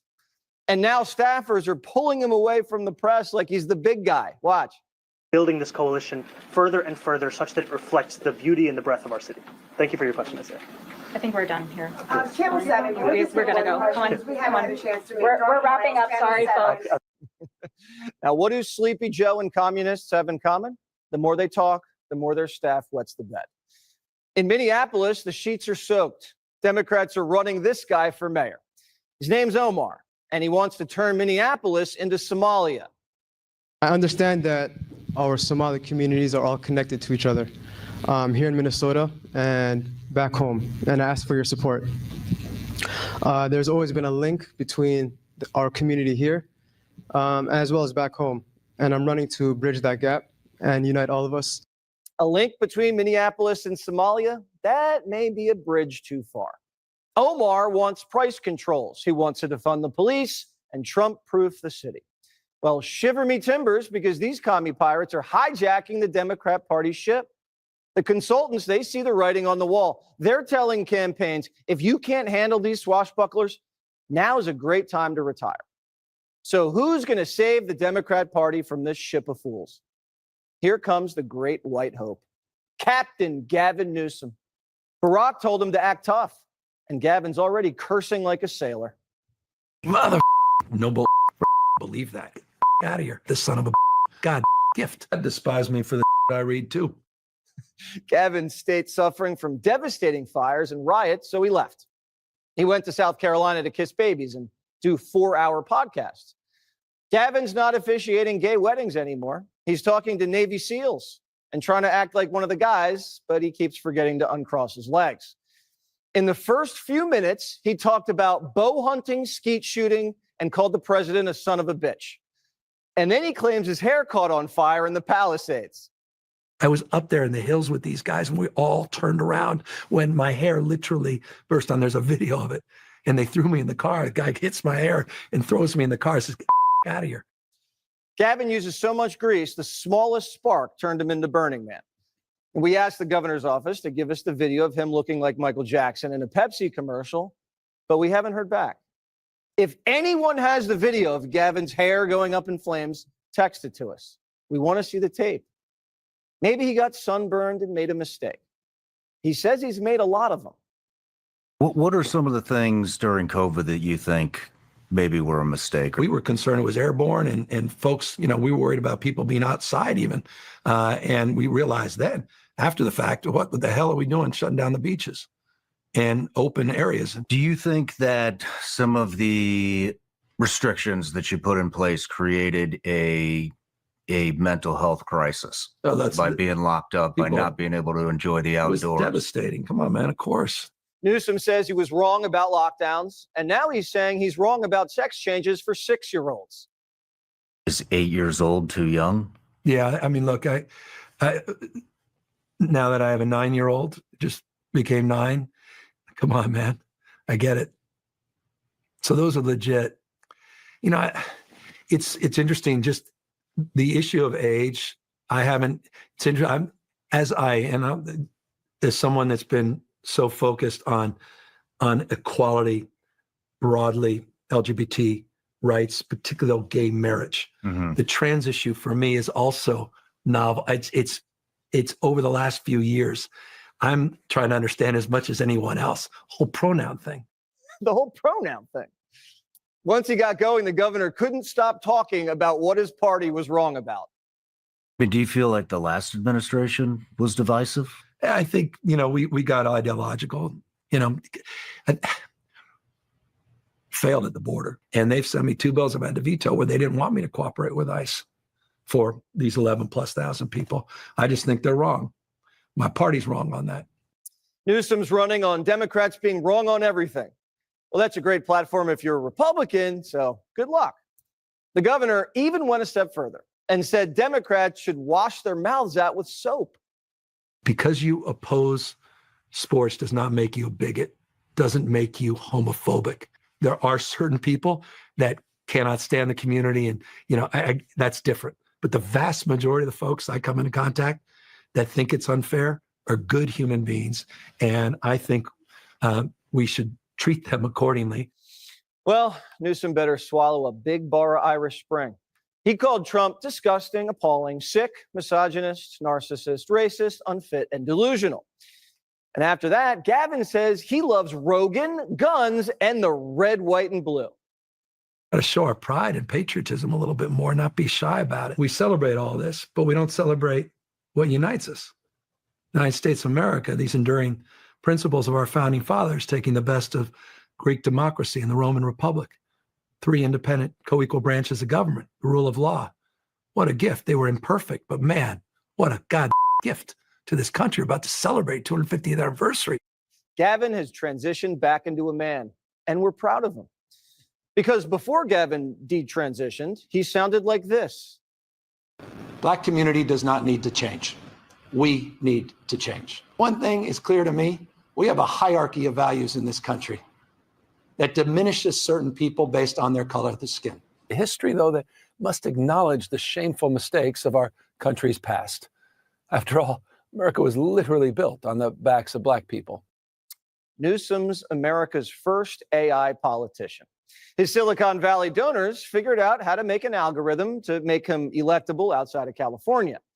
And after undergoing political sex change surgery, Gavin is now a patriotic, anti-lockdown, trans surgery pronoun, and pro-border governor who loves capitalism, the Second Amendment, and the founders. Would Gavin admit he was wrong about everything if he wasn't running for president? Are you gearing up for a 2028 run? No, I'm blown away the Democrats' obsession with just that sort of perfect person that's going to say, sort of this John Wayne thing, this romantic version of that person's going to save the day. Meanwhile, we're not doing the hard work. The more Trump keeps doing what he does, the more compelled I am to think about it. I've never felt more outrage, more anger. Gavin's leaving the door open to come out of the California closet and save the party from the pirates. He's basically running as a 57-year-old Joe Biden, a straight white male who isn't as crazy as the rest of the communists on the ship. But the way it's looking, with this gnarly crew of identity pirates, they might make him walk the plank first, which might be a good thing if his hair's on fire.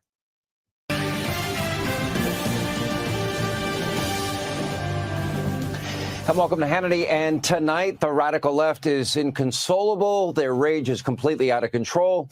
On a positive note, they thankfully are no longer burning Teslas and attacking car dealerships. But unfortunately, and this is where it gets serious, they have a new target, federal immigration officials. Now attacks on ICE are up a whopping 830%. I wonder if it might have a little something to do with comments like these. Take a look. If you've got a facility that's holding people indefinitely and there's no legal process to get in there and there's no legal process to get out, that is traditionally called a concentration camp or an internment camp. This points to something bigger. They want more people behind bars. They want to incarcerate more people, and they want to ethnically cleanse this country. We have a message for conspiracy nut Rachel Maddow and all her friends. And also coming up, we're going to show you the worst of the worst. But it's not just the Democrats. The legacy state-run media mob has become totally unglued and unhinged. Take a look. Also, I want to respond to you saying that I was hyperbolic when I talked about a reign of terror. That is hyperbolic. No, it might be hyperbolic for you as a white man. Oh, okay. It's certainly not hyperbolic for me as a Latino. now. No, I'm not being racist. To dismiss my opinion for being a white No, man I'm not is dismissing racist. your opinion. All right, we have that entire exchange that's coming up straight ahead, but we begin with one of the reasons Democrats are now lashing out, and that is President Trump has been, well, incredibly successful. Frankly, beyond even my wildest imagination. He is fulfilling promises, and America is on the mend. The Republican Party is even working together for a change for the most part. Have little intramural squabbles here and there.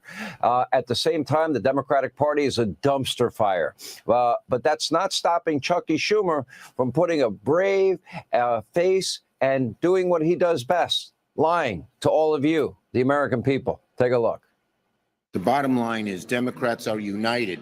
We are fighting the high costs that American people pay. We are fighting the health care cuts Republicans are making. We are fighting the horrible bill that they just passed. Democrats are united, and we have been far more united, frankly, than the Republicans. Oh, really? In reality, they're not unified at all. In fact, Schumer is a party leader in name only. Same with House Minority Leader Hakeem Jeffries. Only in name only. As we speak, the Democratic Party, it is undergoing what is a scary transformation. Even Chuck Schumer himself is facing a possible primary.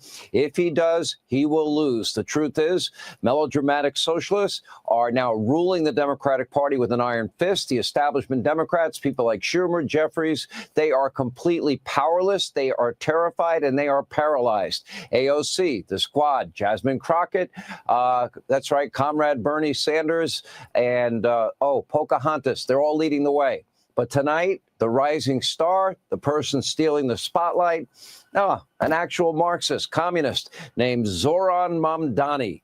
As we affectionately like to refer to him on this program, Marxist Mamdani is the Democratic Party's nominee to be the next mayor of New York City. No wonder people are leaving in droves.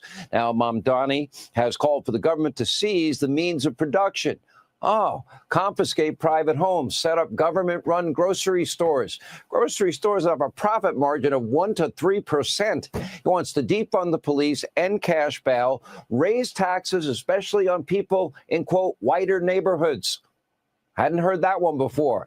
And as an added bonus, Mamdani seemingly supports a global intifada against Jewish people. But like any good socialist, well, really Marxist statist, to each according to their need, from each according to their ability. It takes the new Green Deal, puts it on steroids and human growth hormone.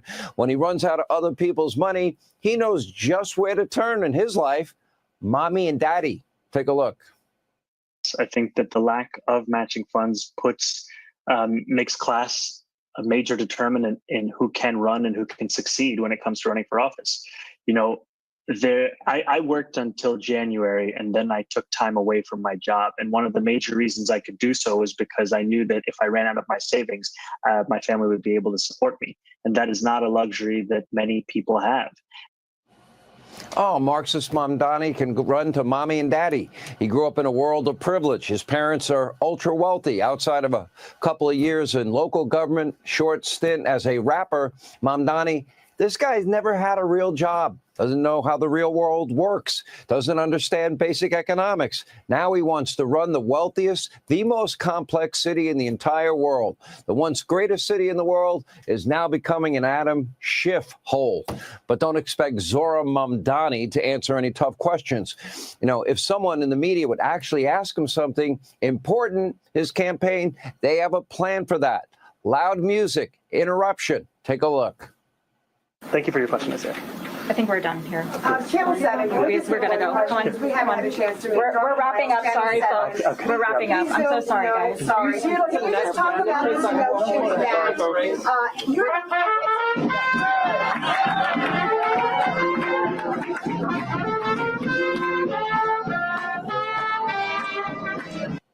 You mere peons, shush with those questions. How dare you ask a question? You know, we have Marxist Mamdani, would be a glaring disaster for the most, publicized city in the entire world. He's not only Marxist, running to be the mayor of a big American city. This now radical socialist senator is now in the running to be in charge of Minneapolis. This cancer is growing within Democratic Party radicalized ranks. This new radicalized Democratic Party, they're overjoyed. They are delusional. We're very happy for them. Already the entire party is underwater with Americans, polling at a pretty low 40%, which is even lower than June. And get this, according to another poll, Kamala Harris, she is the front runner for 2028. I'll take that match any day of the week. And to top it off, the congenital liar, Adam Schiff, he's now being accused of mortgage fraud by the president of the United States. Didn't he get one of those preemptive pardons? Just wonder maybe what the reason might be. Anyway, at the very same time, the state-run legacy media mob continues to push deranged conspiracy theories about Donald Trump. What a shock. They live Trump lives in their head 24/7. They can't help themselves at this point. If the dog bites, the bee stings, you're feeling sad, blame Trump, spread a conspiracy theory. Take a look. Do you worry about Donald Trump and Stephen Miller and some of these types monkeying around with the midterms and the way we do elections in this country? I mean, with what they're trying to pull these days, they don't want accountability. They don't want Democrats getting the gavels in the House and the Senate, be able to hold hearings and start impeachment proceedings and so on. I mean, you worry about that, James? In the short word, yes. In the longer word, very.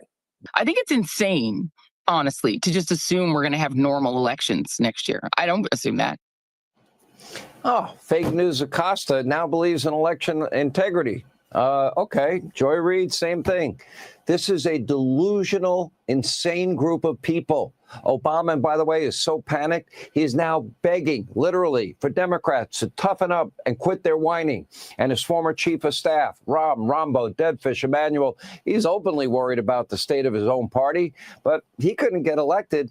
He'd probably be considered a moderate, which he's not. Take a look. Just to give you a sense of how bad we are, Democratic Party is less popular than Elon Musk right now.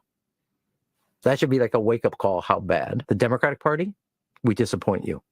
And I think if you look at these numbers, the Democrats are harder on the Democratic Party than others. And the reason is because they got disappointed, and they have every right to be disappointed in the leadership. Now, a little advice from my Democratic friends. The constant whining from Democrats is less of a concern than the rampant extremism. They have socialism, communism, defunding the police, open borders, gender-affirming care for minors, taxpayer-funded sex change operations for illegals and for convicts, free college for illegals, coupled with, well, tampons in grade school boys' bathrooms. It's very deeply unpopular in the country. And all for good reason.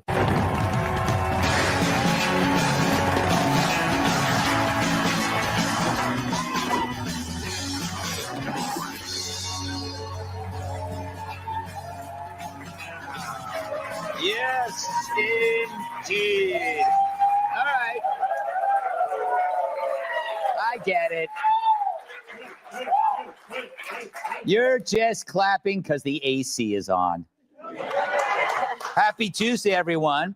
So, according to a new poll, Kamala Harris is the front runner for the 2028 Democratic presidential primary.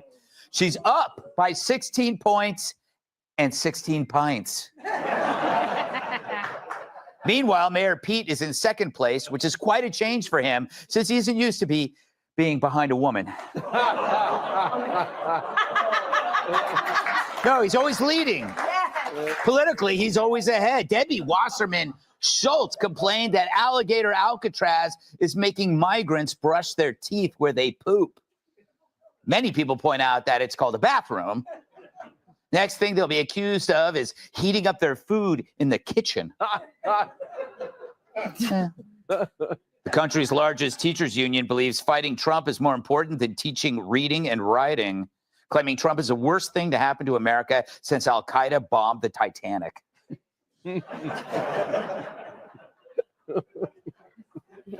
Soft landing with that joke, huh?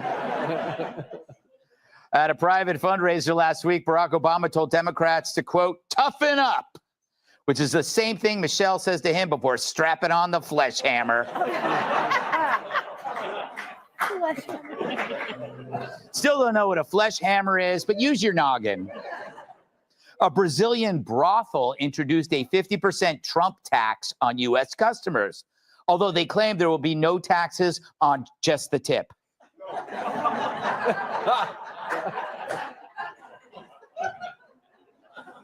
A rotting corpse was discovered in a white van in New York City. So that's where I left him, said one woman. Oh. Easy peasy. Single Disney fans are getting their own dating app. Fun fact, I went on it and they said I wasn't tall enough to ride any of the women.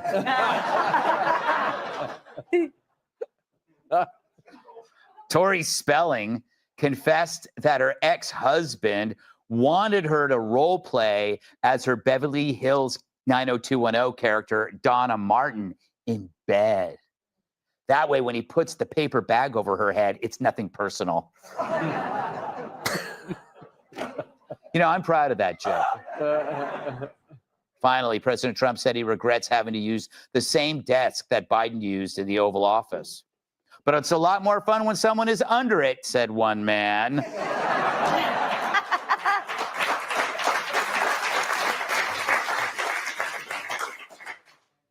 So Democrats like Stacey Abrams are calling Trump an autocrat, protesting his illegal behavior.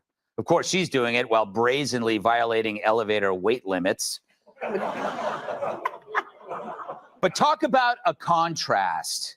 Trump's being called an autocrat based on imaginary claims from Democrats, while the left ignores what the Biden White House did in reality. Right now, Joe wants to convince us that he was behind those pardons signed with the auto pen, when even he can't convince us he can put on his own pants. But the ex-pres rose from his coffin for 10 minutes with the New York Times and said he granted all pardons orally. Didn't Bill Clinton get impeached for that? Yeah. Now, Biden claims he made every decision, which sounds like the cuck that's holding the camera when his wife's being banged by another guy. Oh, I wanted this. That's a great analogy, and I don't care. But at least the Times didn't take his word for it. They added, Biden did not individually approve each name he and aides confirmed. And instead, he signed off on the standards used to determine which convicts would qualify. His team then took care of the details and slammed it through with AutoPen, with his chief of staff giving the final go-ahead. But you can't use AutoPen without the president's consent. And do we really think he was able to give that? He was more out of it than Bill Cosby's dates. Ooh, oh, Bill Cosby fans. So what are these standards that they used? Out of the 25 documents Biden signed, 2 granted pardons to thousands, including criminals, murderers, and child abusers. Those standards were so low, Charles Manson wishes he was alive to qualify. The Kids for Cash judge sent children to prison in exchange for kickbacks, including one young man who later killed himself. Joe commuted his sentence, probably while watching Transformers 2 in his PJs. One ghoul sexually assaulted and murdered 2 young girls, then murdered another woman. Biden commuted his sentence too. So how would you feel if your president let your family members kill her off death row? And how would you feel if it turned out the president's just a drooling vegetable and some unelected bureaucrat actually made that decision? The Times also reports that Biden gave oral decisions at meetings, but the assistants who wrote down Joe's decisions, they weren't in the room when he made them. So you're saying Joe's inner circle wasn't making the calls? And you're telling me we should take the Biden White House's word for it after all the gaslighting they and the media put us through? We're talking about the president who needed to be tased to wake him up from an afternoon nap. I get it. It's true. Other presidents have used AutoPen before. Obama did. Trump used it. It's usually used for responding to letters, like when I used mine to answer Geraldo's request for money. So is the AutoPen, I think, maybe one of the biggest scandals we've had in 50 to 100 years, right, Mr. P? The AutoPen, I think, is maybe one of the biggest scandals that we've had in 50 to 100 years. This is a tremendous scandal. And I know the people on the other side of the, see that desk, that Resolute desk? Unfortunately, he used it before me. I guarantee he knew nothing about what he was signing. I guarantee it. Yeah, the pardon power is the president's most absolute, and Biden abused it like Dr. Jill abused him. So do we just say, well, that was terrible, I hope it never happens again? No, you don't do that with crime. You punish the crime. It's why I've got a lifetime ban from the Planet Fitness steam room. I can't be the only one who pees on the sauna rocks. So we need to investigate and cancel everything that Biden wasn't aware of. Biden might have signed off on some horrible crimes, but it would be a worse crime if we did the same. But this veiled process leaves more questions than answers. So we went right to the source. Joining us now is the individual at the center of this scandal, AutoPen. Thanks for being with us, AutoPen. My first question, who's telling you what to sign? Who's telling me what to sign? Oh, the ballpoint's on this guy. No one, Greg. How did you get this show? I have broken crayons, I know, funnier than you. Oh, you know, I hear you used to date my sister until she wanted someone bigger, so she switched to a golf pencil. Wow.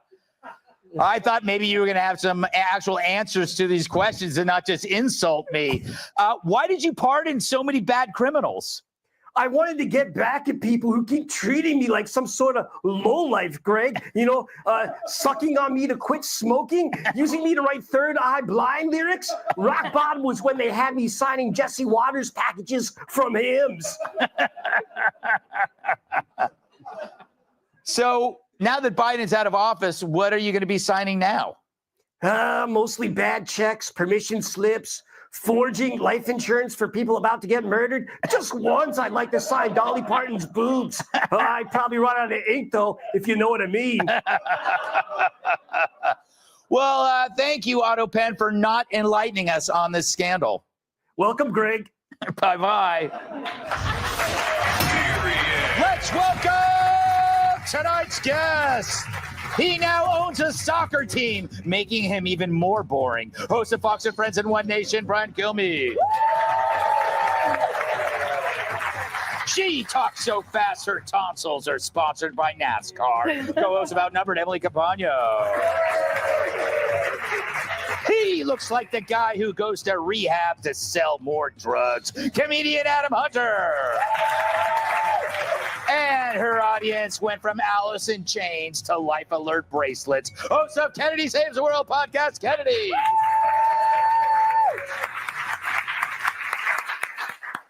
Brian, I know this is hard for you to kind of imagine because no one ever asks you for your signature. What do you think is going on with the auto pen, and can this be undone? Well, we're going to get there, but I think first is panic. Yeah. When that doctor showed up last week and took the fifth when asked about his cognitive test and when did you know about the cancer, he would not answer a question. And then his assistant showed up and answered some questions, except for ones where it said, did you ever have to wake him up? So he had to quickly pick up the phone and call the New York Times. First time he's done that in 4 years to say, I did everything.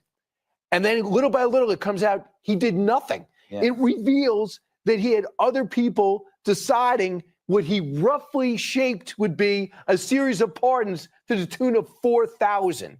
So there's nothing adding up here. And once again, Joe Biden made things worse by speaking. And here's the question.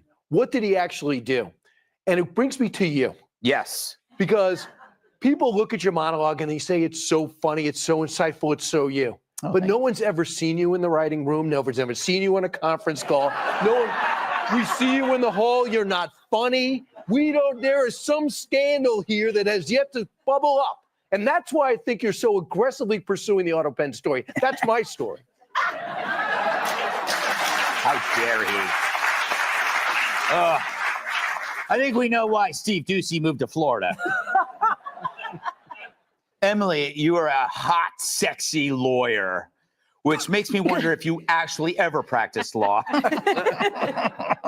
Give us the legal ramifications. Is this all going to end with just a bunch of us whining, or will something actually happen to this? This is a scandal that needs closure. Yeah. I mean, as an American, God, I hope not. And as an attorney, it better not. Because here's the thing, in actual criminal justice, civilly too, all across the country, a judge cannot stamp a decision. You can stamp copies, you cannot stamp the original order. A judge cannot give an oral order. Everything is null and void unless it is signed by hand from the judge and then also filed with the court. Cases have gone up to the Supreme Court arguing these things. Is it okay if the judge did this? Well, he told me, and then the aide did it. None of it is okay. And so when you contrast that against the most sacred, crucial decision vested by the Constitution in just one commander-in-chief and one executive authority here in the country, you're telling me it would be okay for him to say it in a meeting that then that aide told another aide, and then it was an email and it was a category? Absolutely not. Entire wills and estates and conveyances of property and entire business decisions. So much has been affected in this country of these vacated decisions because the judge didn't do it right. So if the president didn't do it right and he let out murderers on the basis of, oh, it was nonviolent. Well, that black widow that was convicted on insurance fraud actually murdered 3 of her exes. That child that killed himself, his mother said, he destroyed our family, and now it's being destroyed again. Talking about the judge, and then now the president who commuted his sentence. The list goes on of the depths of despair that the victims are in. They are reeling from what this president did. He absolutely did not do it with sound mind. He didn't do it himself, and so yes, there will be accountability. All right, Adam. I'm sure you're kind of measuring what you'll say because you know one day you might need a pardon. It's true. And I know who I'll have to build a time machine to go back to when he was president and get one. Yes. But it's crazy because, like, at this point, Trump is just calling him auto pen. Yes. And he's calling the View pig pen. But that auto pen did have a mind of its own. At one point, it said it was voting for Trump. But yeah, he actually did admit, he said, I didn't individually look at who I was pardoning and put them all as groups, which is insane. I mean, because like there were people that were in jail for crack, and he just put Hunter's friends. Yeah.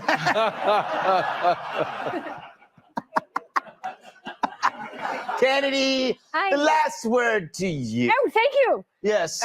So here we go. The auto pen. It's like Auto Universe, but much more offensive, and you can't go around kicking the tires. I'm surprised that Democrats aren't getting on board here, because now they can throw Biden under the bus. Yes. Who cares? People are making millions of dollars writing crappy books about how bad the Biden presidency was, especially at the end. And if they could use this to somehow curtail Trump's power, I'm so surprised that they haven't jumped on the bandwagon. Because there are very few things that Republicans and Democrats can agree on right now, like misuse of the auto pen is wrong. Propping up a vegetable who has no cognitive ability, that is wrong. Saying that Jeffrey Epstein killed himself, that is wrong. That's one of the few things that Democrats... How'd that even come up? Yeah. it was like... I've not heard anything about that. Like one of the few things that we can all agree on. I know, we were all told like Epstein to hang in there. Yeah. Right. You know, it's like if you see... And this is what's really tragic about this, is the auto pen is reserved for the president of the United States. If you see Vince Neil now in his present condition, his hands are like this. They are gnarled, and just he's still dried up branches, because he had to sign so many breasts. If he had had the auto pen, he'd be like this. Yes. That's a beautiful story. Right. A beautiful story. We must move on, because we have so much more to talk about. Up next, Barack's Tough Talk. Hey, Sean Hannity here. Hey, click here to subscribe to Fox News YouTube page. That was the news run through. Now let's get into the main news. Obama is possibly under investigation by the DOJ. That popped up last night. I woke up to it. Obama administration manufactured and politicized intelligence to create a narrative that the Kremlin was trying to influence the 2016 presidential election. This is the origins of Russia, Russia, Russia. Director of National Intelligence Tulsi Gabbard has just declassified today these documents, laying out this timeline. Prior to 2016 and the election, officials from across the intelligence community assessed Russia lacked the intent and capability to hack U.S. elections. After President Trump's 2016 victory, early intel assessments proved that there was no foreign manipulation. Now, officials tell Fox that intelligence was then manufactured and politicized to be used as the basis for the year-long Mueller probe. The documents state, quote, hours before the December 8th, 2016 PDB was due to be published, a senior intelligence official abruptly pulled it from the president's briefing book. It was never published. The next day, on December 9th, 2016, the Obama White House convened in a classified NSC meeting with top administration officials to discuss Russia. Following the meeting, an email was then sent from then DNI Clapper's executive assistant to the intelligence community officials with the subject line, POTUS tasking on Russia election meddling. Within hours, the intelligence community made a 180-degree pivot and started drafting an intelligence community assessment that directly contradicted assessments from the previous 6 months, manufacturing and amplifying the Russia hoax narrative. This is what DNI Director Gabbard is saying today.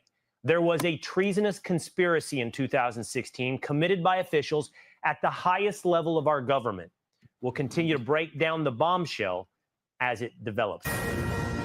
Back to the breaking news we brought you off the top. Director of National Intelligence Tulsi Gabbard declassifying documents that show a, quote, treasonous conspiracy at the highest levels of the Obama administration to manufacture a narrative that Russia was trying to influence the 2016 presidential election.